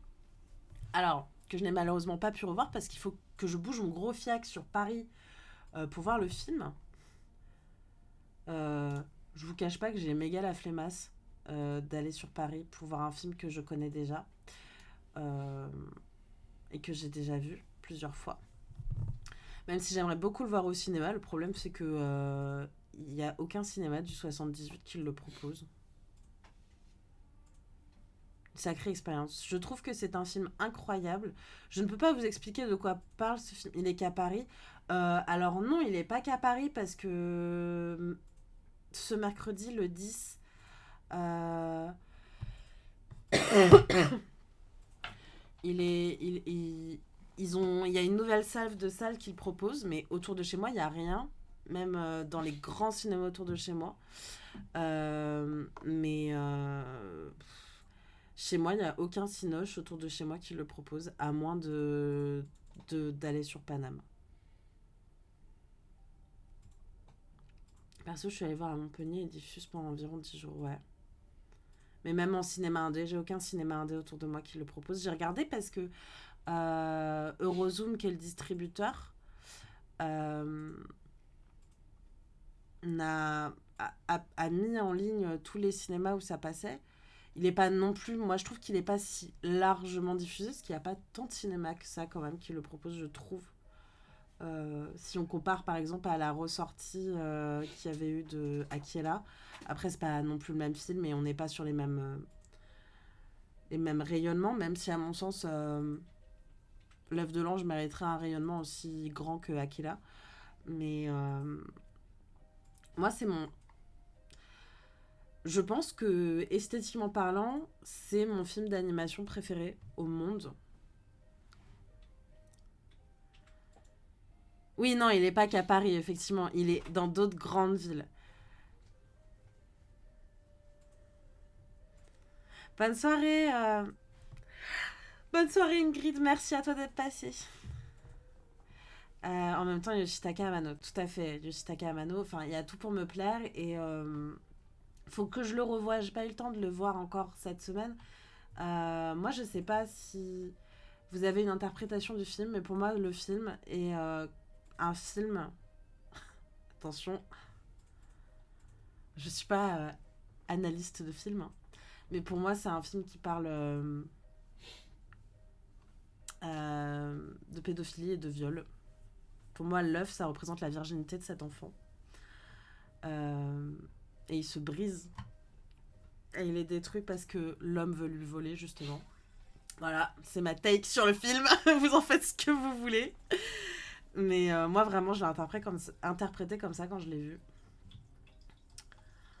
Euh, Mais par contre, c'est vraiment magnifique. Après, je sais, on peut l'interpréter aussi autour des croyances, etc. Il y a aussi un message autour de la guerre, je trouve. Mais moi, je l'ai vraiment vu comme un film qui parle de ça. Des thèmes feel good ce soir. Alors, le Vénéziane, c'est la première fois que tu viens sur le stream. Ou peut-être que tu venais avant, mais tu répondais pas dans le chat. Euh, à part les Source List, très souvent on parle de trucs badants. Même dans mes bilans culturels, c'est badant parce que les documentaires ou les films que je vois sont badants. De ouf. Je vois comme un film Final Fantasy très chelou qui dit pas son nom, mais c'est parce que Amano au design aussi. Par contre, vraiment, mais pour le coup, les designs sont ouf, quoi. Je voyais beaucoup sur le thème de la femme et ta taille qui est pas si déconnante. Et aussi, s'était exprimé sur le sujet ou pas du tout. Pour te répondre, Quentin, j'en sais rien du tout. Moi, c'est vrai que, en fait, vraiment, quand j'ai vu le film, il y avait ce truc où, je suis désolée, je vais spoiler un peu, mais en même temps, c'est un film à voir, c'est une véritable expérience, hein. Ne vous fiez pas que à ce que je dis, puisque de toute façon, c'est seulement mon interprétation. Moi, il y a ce truc où on est dans une sorte de monde délabré en guerre ou en fin de guerre. Euh, il reste que cette gamine qui, je crois, est la seule figure féminine présente dans le film. Et son œuf, en plus, très souvent, elle le garde sous sa robe comme... Et ça donne l'impression qu'elle pourrait être en pleine grossesse, alors que c'est une enfant. Et Il y a ce truc où quand l'œuf est brisé ou volé, je sais plus exactement, ça fait très longtemps que j'ai pas vu, mais elle, elle, elle saute dans l'eau, quoi. Et je crois qu'en plus, il essaye de lui voler quand elle dort. Et du coup, pour moi, vraiment, c'est. Pour moi, clairement, il y a un symbole autour de. Alors, ça peut être religieux aussi, parce que ça peut être une référence à la Vierge. Mais pour moi, c'était plus. Je sais pas si c'est volontaire de leur part, mais moi, j'y vois vraiment un truc autour du viol. euh, et en l'occurrence, du viol sur les enfants, quoi. Puisque c'est une enfant. Mais bon, peut-être que je suis un peu toc-toc, hein. Mais moi, c'est comme ça que je le vois, ce film.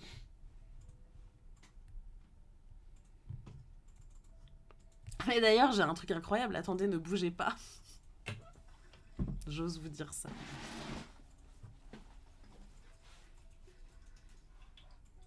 Où qu'il est.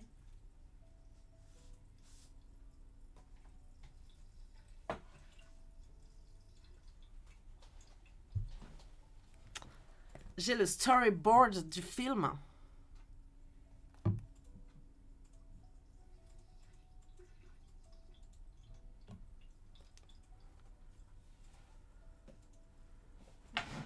Ouais, je suis d'accord avec toi, Quentin.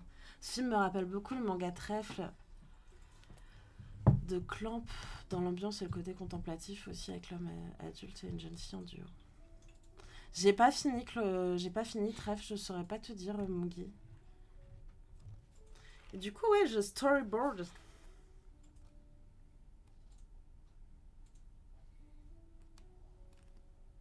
Mais pour le coup, c'est vraiment un film. On me l'avait offert. Et de toute façon, je veux acheter parce que du coup, là, vu que le film ressort en 4K et tout, je veux me racheter aussi les artbooks. Enfin, m'acheter tout court les artbooks. Parce que c'est vraiment trop trop beau.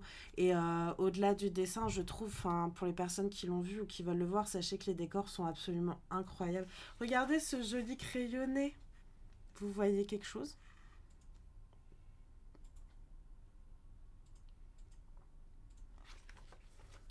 Mais je pense que c'est vraiment un film à voir, ne serait-ce que pour se dire qu'on va regarder une sorte d'ovni du cinéma d'animation japonais. Parce que c'est assez cryptique et tout. Et d'ailleurs, ça fait vachement rire de voir tous ces gens sur les réseaux sociaux qui sont en mode ouah, c'est incroyable et tout machin. Parce qu'en fait, je pense que c'est vraiment un film que. On a beaucoup de très très beaux films d'animation japonais, mais qui ont cette teneur mystique, cryptique, euh, hyper particulière, avec une attention, je trouve moi, extrêmement portée au niveau du son. Y a un vrai travail sur le son, etc. Euh, et c'est assez beau. Et esthétiquement, en plus, ça date de 85. Je crois qu'on n'est pas loin de. Il y a ce truc d'Amano, on reconnaît vachement sa patte, notamment dans les films de Vampire Hunter D, qui est hyper belle. Les décors sont fous, je trouve que la palette de couleurs fonctionne super bien. On est sur des saturations de couleurs très très fortes. C'est assez incroyable et je trouve vraiment que c'est à voir. Et je crois que c'est toi, Quentin, qui me disait que je sais plus, sur le Discord, tu me disais qu'il y allait avoir une campagne pour avoir le Blu-ray. Moi, clairement, je vais le prendre en Blu-ray, c'est sûr. Il fait partie de ces films que j'ai besoin d'avoir en physique dans ma bibliothèque, quoi. Vous donnez envie de le voir. Et bah, va le voir, Mac. La musique est incroyable, j'avoue. Ouais, non, mais niveau son, même au niveau du sound design et tout, c'est assez incroyable quand même ce film. Et les décors vraiment qui sont très organiques. À des moments, ça fait très gigerien. Je sais pas si vous voyez, enfin, H.R. Giger. Ah bah merci Quentin d'avoir mis le lien. C'est assez incroyable. Je veux pas trop vous montrer d'images, je vous cache pas, parce que je veux que vous puissiez découvrir cet ovni cinématographique de vous-même. Et parce que c'est un film qui se vit vraiment, je trouve, comme une expérience. Euh, et c'est vraiment l'occasion de le revoir parce que qui reviennent en 4K, c'est vraiment c'est génial. Euh, et il a vraiment une sorte d'aura, ce film, qui est hyper particulière. Et je suis vraiment très contente qu'il revienne sur le devant de la scène. Tu te sens vraiment aussi isolé et perdu que les personnages. Ah ouais, c'est vraiment pas un film qui te prend par la main, par contre, mais c'est. Je trouve ça. C'est vraiment un des plus beaux films d'animation que j'ai vu de ma vie. Bisous, Bisous, mon Axel. Repose-toi bien.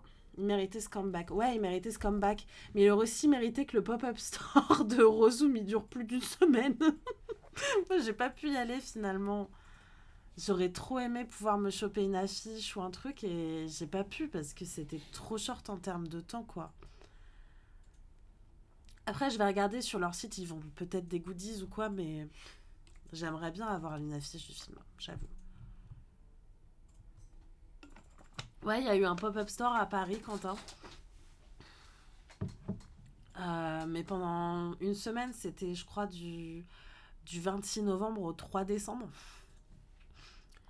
Euh, je sais plus quelle rue à Paris. Et, et ils proposaient des goodies. Et il y avait d'autres films, mais c'était surtout un pop-up store consacré aux films. Et c'était trop court, c'était trop court. Moi, j'ai pas pu m'y rendre. Ok, après tant de louanges, je vais essayer d'aller le voir, les dernières séances chez moi. Ah bah oui, mais vas-y. Sinon, ce week-end, il y a le pop-up store Naban. Mais, Mac, tu préchotes mes prochaines news. Chut.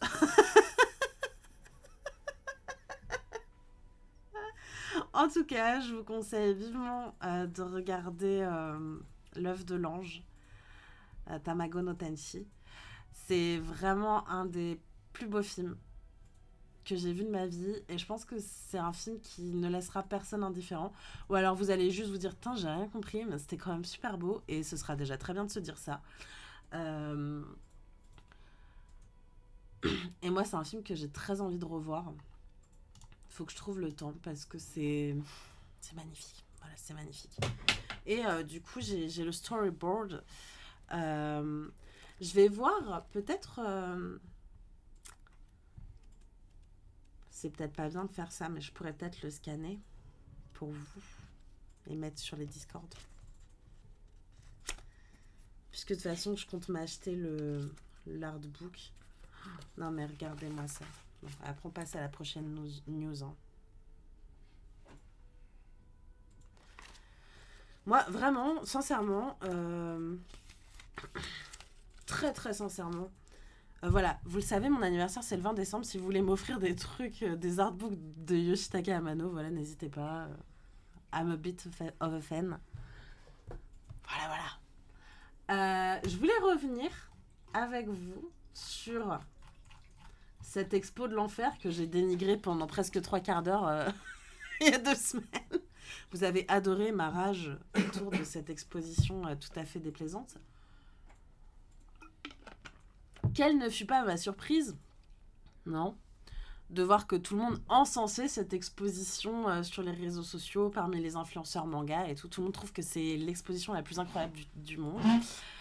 Je vais pas revenir sur mon avis dessus. Vous pouvez retrouver ça sur ma chaîne YouTube maintenant. Je crois qu'il est plus dispo sur les rediffs Twitch. Mais je voulais revenir sur un truc, parce que j'en ai parlé avec PA. C'est sur les commissaires d'exposition. Et ceci explique cela, si vous voulez. C'est qu'on a Estelle Bauer, conservatrice des collections Japon au musée Guimet. Et en fait, elle travaille aussi à l'INALCO, qui est... C'est quoi déjà l'INALCO? Oh, merci Quentin pour la beau. C'est trop gentil. C'est mon plus beau cadeau d'anniversaire. L'INALCO, c'est l'Institut national des langues et civilisations orientales. C'est pas rien. Mais cette femme, du coup, Non, bah c'est super, merci beaucoup. En même temps, autant utiliser son Prime pour ça. Hein. Comme ça, c'est pas Jeff Bezos qui récupère les sous, c'est Bibi. Enfin, en partie. Euh, Estelle Bauer n'est pas spécialisée dans le manga. Elle est spécialisée notamment sur l'art japonais, ce qui n'est pas rien, hein, je ne minimise pas du tout ce fait-là. Et on a aussi Didier Passamonique, éditeur et journaliste, notamment éditeur, je crois, de Actua BD, journaliste et je crois chef éditorial et même PDG de Actua BD. Euh, Didier Passamonique, il est spécialisé essentiellement dans la BD franco-belge. Donc, que l'exposition, je l'ai trouvée à chier avec cette synergie, ce n'est pas étonnant. Voilà, je voulais vous le dire. C'est qu'en fait, dans les commissaires d'expo, il n'y a aucune personne qui est spécialisée dans le manga en tant que tel. Donc ça ne pouvait être que superficiel, comme je vous l'avais dit, et ça ne pouvait être que si peu érudit, puisque en fait, ces gens-là, malgré leurs jolis titres, juste sont pas dans le milieu du manga. Voilà. Donc, ceci explique cela. J'ai aussi qui aurait pu prédire. Non, vraiment, on ne s'y attendait pas. Et on m'a aussi dit que ce monsieur, mais j'ai des réserves sur ça, mais effectivement, c'est vrai qu'il a été plutôt un soutien de Bastien Vives quand même. J'ai lu enfin, j'ai vu. Ça a été un soutien de Bastien Vives quand il y a eu cette affaire qui a explosé autour de ces bandes dessinées pédoporno. Euh,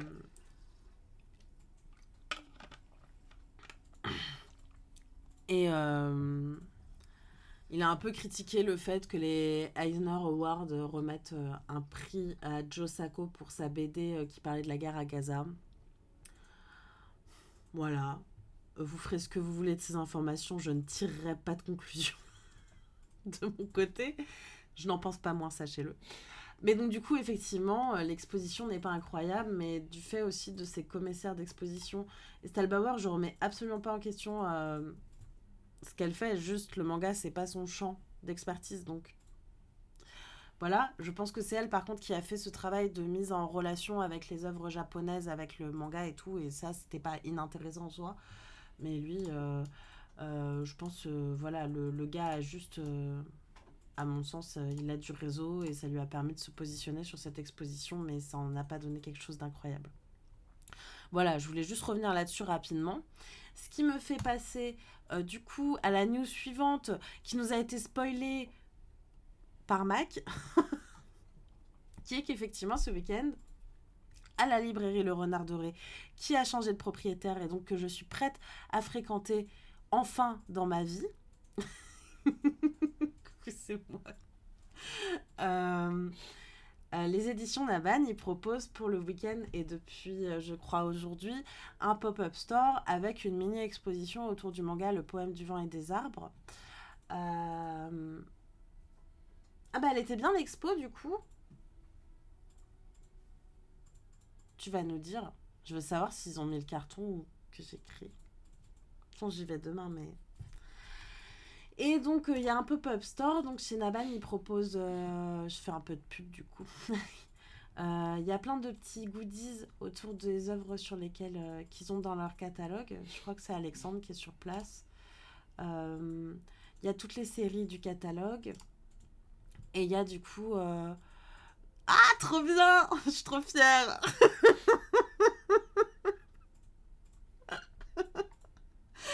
Euh, Et donc, il y a des repros du travail de Takemiya Keiko. Voilà. C'est ce week-end. Vous pouvez y aller, c'est gratuit. Vous pouvez rentrer dans la librairie. Je crois que c'est au sous-sol de la librairie qu'il y a l'expo en totalité. Je me souviens plus exactement. Euh, Mais vraiment, c'est l'occasion parce que cette exposition, à la base, elle avait été présentée l'été dernier à Arles. Arles, qui est le lieu où se passe le manga. Euh, Et du coup, bah, c'est cool, Naban a réussi à l'importer là au Renard Doré. Ce serait chouette s'ils parvenaient à exporter l'exposition ailleurs. Ça pourrait être cool. Euh, J'en parlerai avec Alexandre, mais s'il propose d'autres expos dans la région parisienne, ça pourrait être intéressant. Peut-être aussi que je fasse des interventions pour présenter le manga. Voilà, après, c'est parce que j'aime bien. J'ai déjà présenté, fait 2 petites conférences en librairie et c'est un truc que j'aime bien. Et donc, il faudrait que je vois avec lui ce qu'il en pense. Ça pourrait être intéressant. Euh, D'autant que je m'en fous d'être payée. J'ai aucun instinct de survie. Mais ça pourrait être cool, quoi, d'accompagner peut-être l'expo avec ce genre de choses. En tout cas, ça a l'air très très beau, j'ai très très hâte. Moi, j'y vais demain. Du coup, je vais évidemment prendre plein de photos et je ferai sûrement des petits posts. Et puis, du coup, ce sera dans le bilan culturel du mois de décembre. Voilà, voilà. Mais si vous avez l'occasion et que vous êtes sur Paris, profitez-en pour aller au Renard Doré, qui, je crois, est une très jolie librairie, au demeurant. Euh, J'y allais pas parce que je boycottais l'ancienne direction, mais ça a l'air d'être une très jolie librairie. Donc, ce sera la première fois que j'irai demain au Renard Doré. J'ai aussi vu la star au passage, Alexandre. Bah ouais. Bah j'y vais aussi pour lui faire un coucou parce qu'on s'est pas vu depuis la Japan Expo. En tout cas, je pense que l'expo doit être très jolie parce que les planches du poème sont très très belles, hein. Voilà. Si vous avez envie, c'est le cas. Voilà, voilà. Enfin, c'était à peu près toutes les news dont je voulais vous parler ce soir. Et je profite de vous avoir avec moi et que ce soit, je pense très certainement, le dernier stream de l'année. Euh, pour vous remercier très fort de m'avoir suivi sur cette année 2025 sur ce projet qui était ma chaîne Twitch. Euh, Parce que déjà d'une part j'ai tenu grave le coup. Je pensais que j'allais faire ça 3 mois et qu'après j'arriverais pas à tenir le rythme. Et finalement, même si j'ai fait quelques pauses, on est là, hein, on est là. Vous êtes là, vous êtes présents et présentes et vous êtes des viewers extrêmement réguliers et régulières et je vous en remercie très très fort. Euh, et voilà, je suis trop contente. J'espère que je vais réussir à reprendre peut-être un peu de jeux vidéo sur la chaîne pour l'année prochaine quand même. Ah mais oui, j'ai oublié de vous parler de Kazé. Ouais, mais c'est bon, tout le monde sait. C'est vrai que j'ai oublié de vous parler de Kazé. Ça m'a. Vous êtes au courant ou pas? Putain, ça m'a coupé dans mon discours de remerciement. On refera. Bon, bah oui, mais je sais pas si vous êtes au courant, mais Crunchyroll, Kazé avait. C'est pas grave, Quentin. Crunchyroll avait racheté Kazé. Et donc, ça avait été super chiant. Et en fait, Kazé revient et c'est plus Crunchyroll. J'ai pas tout compris. Ce que je sais, c'est juste qu'ils vont garder les labels Crunchyroll pour les séries qui ont commencé sous le label Crunchyroll et que pour les prochaines séries et les nouvelles séries, ils vont remettre des trucs, casés, basiques. Voilà, honnêtement, c'est vrai que j'avais dit que j'en parlerais, mais ça m'est sorti de la tête parce qu'en fait, je trouve que c'est aussi ridicule, vous voyez, que ce bordel qu'on a eu sur Vega Dupuis, Vega Dupuis, Vega. C'est la même chose en fait. Je comprends pas ce qu'ils font. Je comprends pas comment ils fonctionnent sur le marché. Je capte pas pourquoi. Enfin, j'aimerais bien savoir pourquoi ça s'en va et ça revient. Non mais vraiment. En vrai, je suis vraiment curieuse de savoir ce qui s'est passé au niveau Kazé Crunchy. Parce que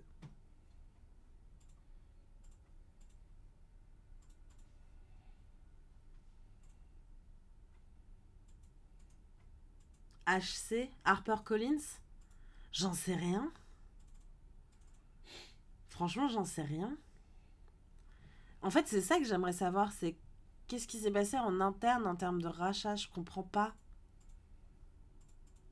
Pourquoi Crunchyroll devient Kazé? Après, moi j'ai envie de dire, c'est pas plus mal parce que Kazé est effectivement un acteur du manga important en France, même si je crois que j'ai rien de eux. Si, j'ai le cœur de Thomas de Moto Hagio de chez Kazé. Je crois que c'est mon seul manga de chez eux. Ah, ok. Merci Néo Ménédiane. L'activité édition de Crunchyroll a été rachetée par HarperCollins en France et en Allemagne. Ok. Et du coup, ils ont décidé de remettre le label Kazé et de pas garder Crunchyroll.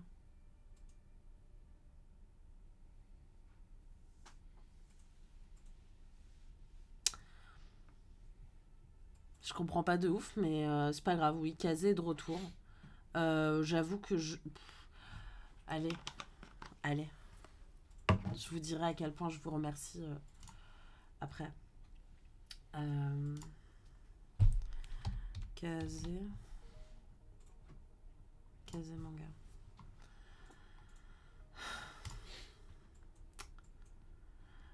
Chaque belle histoire mérite une suite. Donc ils reviennent en avril 2026. Kazé est un nom historique du manga en France et ce retour nous permet de Attendez, je suis en train. Je vous ai pas mis sur la scène, je suis une teubée. Voilà. Donc dès avril 2026, Kazé fera son grand retour, blablabla. On est content, on affirme notre fidèle à notre histoire et à notre ADN. Animé Digital Network.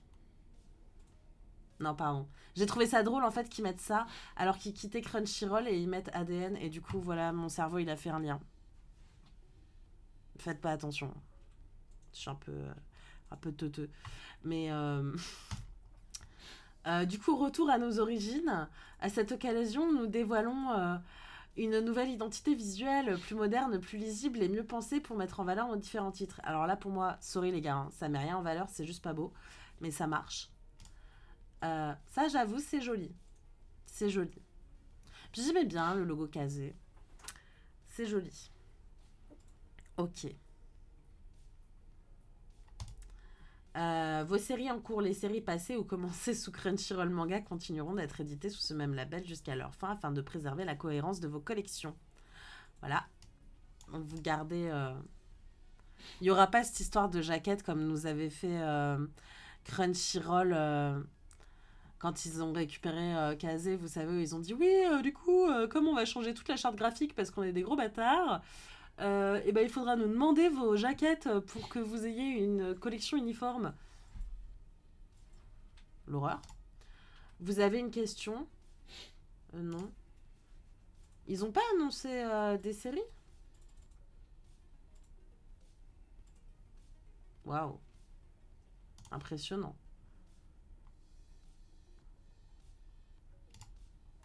Donc il y a ça qui va sortir. Moi j'aime bien le dessin, mais je trouve que ça fait un peu.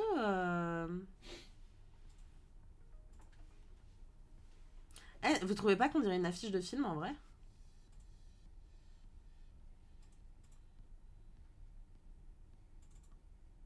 Ça fait grave BD franco-belge en vrai par contre. On dirait une affiche de film. C'est bizarre, non?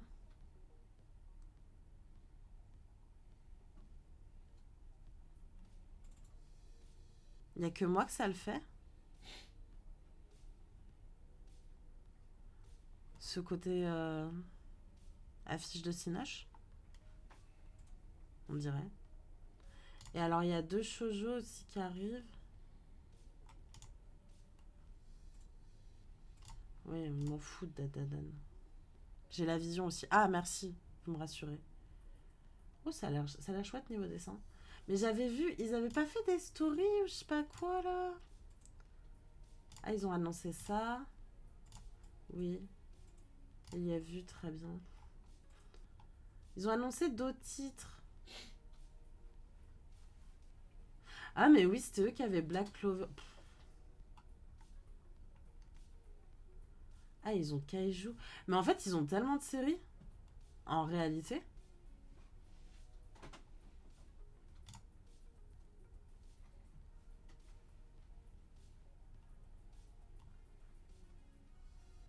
Ah. Ah, merci Quentin, tu sauves la vie. Merde, attendez. Voilà, c'est vachement vieux. Non, j'en veux pas de tes cookies. Crunchyroll, manga, devient casé. Non, non, non. Non, redevient casé.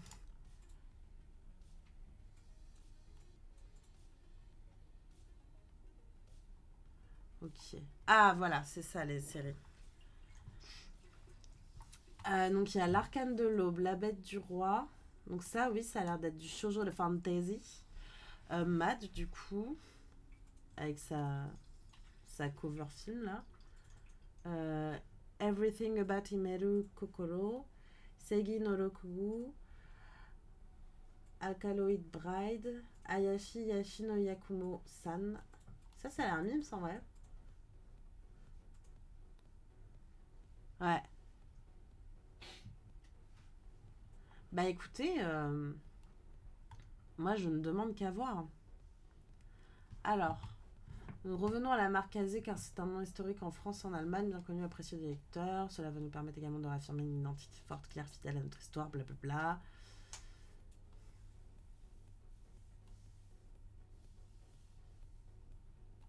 Ok.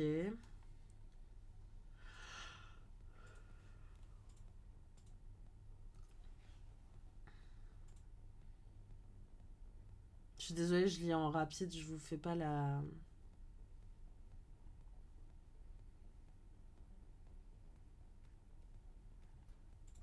Bon bah écoutez.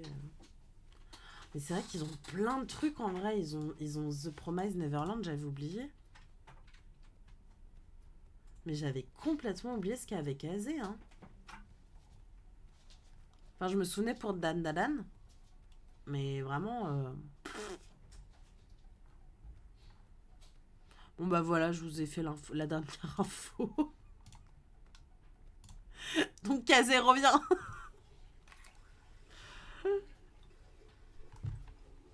C'est la news. Je sais pas si vous êtes content et contente de ce retour.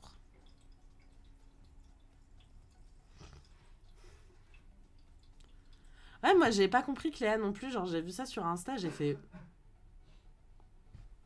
What? Dinguerie quoi.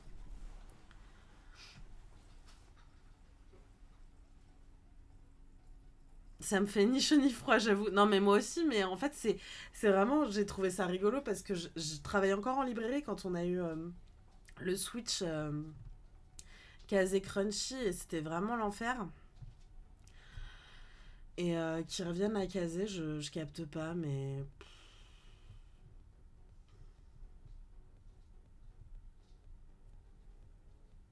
Que dire? C'est pas grave quoi. Moi, j'ai rien de chez eux de toute façon. Je ne suis aucune série de chez Kazé. Crunchy Kazé. J'ai rien. Je vous dis, à part le cœur de Thomas de Moto Hagio Old Edition faite à l'arrache et pas du tout bien vendu, j'ai déco du live quelques minutes. Désolé, ils ont expliqué les raisons du pourquoi c'est plus crunchy. Qu'est-ce qu'ils disent, Cléa? Euh,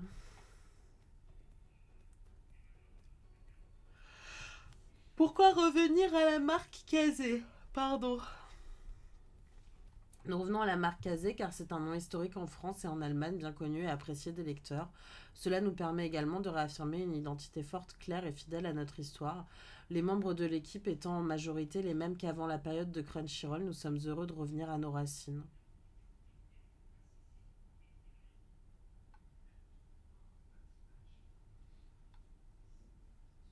Non, mais je pense qu'il y a des trucs en interne, des rachats, des bidules, des machins, mais pas plus d'infos quoi. Et j'avoue que ça m'intéresse un peu plus que de juste avoir l'info. Mais bon, ma foi. Donc oui, j'étais sur les remerciements. Non, mais en fait, juste, je voulais vous dire merci d'avoir été présent et présente sur cette année 2025. J'espère que l'année prochaine, j'arriverai à nouveau à varier un peu plus les streams, reprendre les mardis indie où on faisait des jeux vidéo indés euh, au début de la chaîne, mais j'ai pas continué parce que c'était trop compliqué pour moi. Et continuer à garder un rythme peut-être au moins hebdomadaire et vous proposer des trucs, quoi. Voilà. Et je suis trop contente que vous soyez présent et présente sur la chaîne et que vous souteniez mon travail et que et qu'il y ait de plus en plus de monde. Voilà, ça me fait trop plaisir parce que quand je me suis lancée, j'y croyais pas trop. Voilà. Et en fait, sur l'année 2025, il s'est passé plein de choses trop cool. Après 2 ans et demi hyper compliqué pour moi, donc je suis contente de m'être lancée dans cette aventure parce que moi, je passe des super bons moments. Vous voyez, à chaque fois, avant de streamer, je suis au bout du rôle, je suis hyper fatiguée et tout. Et bah, de streamer, ça me fait plaisir et ça me fait du bien. Et je sais que je vais passer un bon week-end, quoi. Puis ça me fait du bien. Donc, bah voilà, juste merci. C'est tout. Je veux vous dire merci parce que c'est des bons moments et en plus, ça me permet de prendre confiance aussi en moi sur le travail que je peux faire. Donc, voilà. Vous êtes un peu. C'est mon premier stream ici, mais je compte bien revenir. Bah, j'espère qu'Quentin, tu t'es abonné, ce serait dommage. Et voilà. Mais donc, du coup, l'année prochaine, je vais essayer d'y travailler. C'est aussi pour ça, là, je prends une petite pause des streams. Bon, déjà, il y a les fêtes, mais aussi parce que j'ai envie de prendre le temps de me reposer, déjà, parce que je suis très fatiguée. Mais aussi, du coup, de travailler autour de ce que je veux faire sur les layouts, les emotes. Parce que bon, on est passé affilié au bout de 3 semaines en février 2025. J'ai dit, waouh, trop bien, on va mettre des emotes sur le chat et je ne l'ai jamais fait. Mais vous êtes restés quand même. Il faut que je travaille autour de tout ça, mais faut que je prenne le temps de le faire, quoi. Voilà. Et, euh, et je vous remets, j'en profite tant qu'on est là, tant que vous êtes là. Je vous remets pour les personnes qui ne l'auraient pas rejoint le Discord communautaire, si vous voulez pas faire partie du club de lecture, euh, ou si vous ne faites pas partie du club de lecture, mais que vous voulez quand même être avec les gens que vous retrouvez tous les vendredis ou samedis soirs, et ben vous pouvez aller sur le Discord commu. Voilà, voilà. Euh, C'était à peu près tout ce que je voulais vous dire. En fait, juste merci.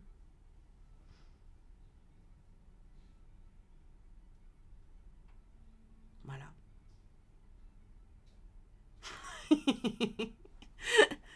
Allez, sur ces remerciements très gênants, je vous souhaite. euh, C'était cringe. Bah, je vous souhaite de bonnes fêtes pour les personnes qui font les fêtes de Noël. Euh, Prenez soin de vous.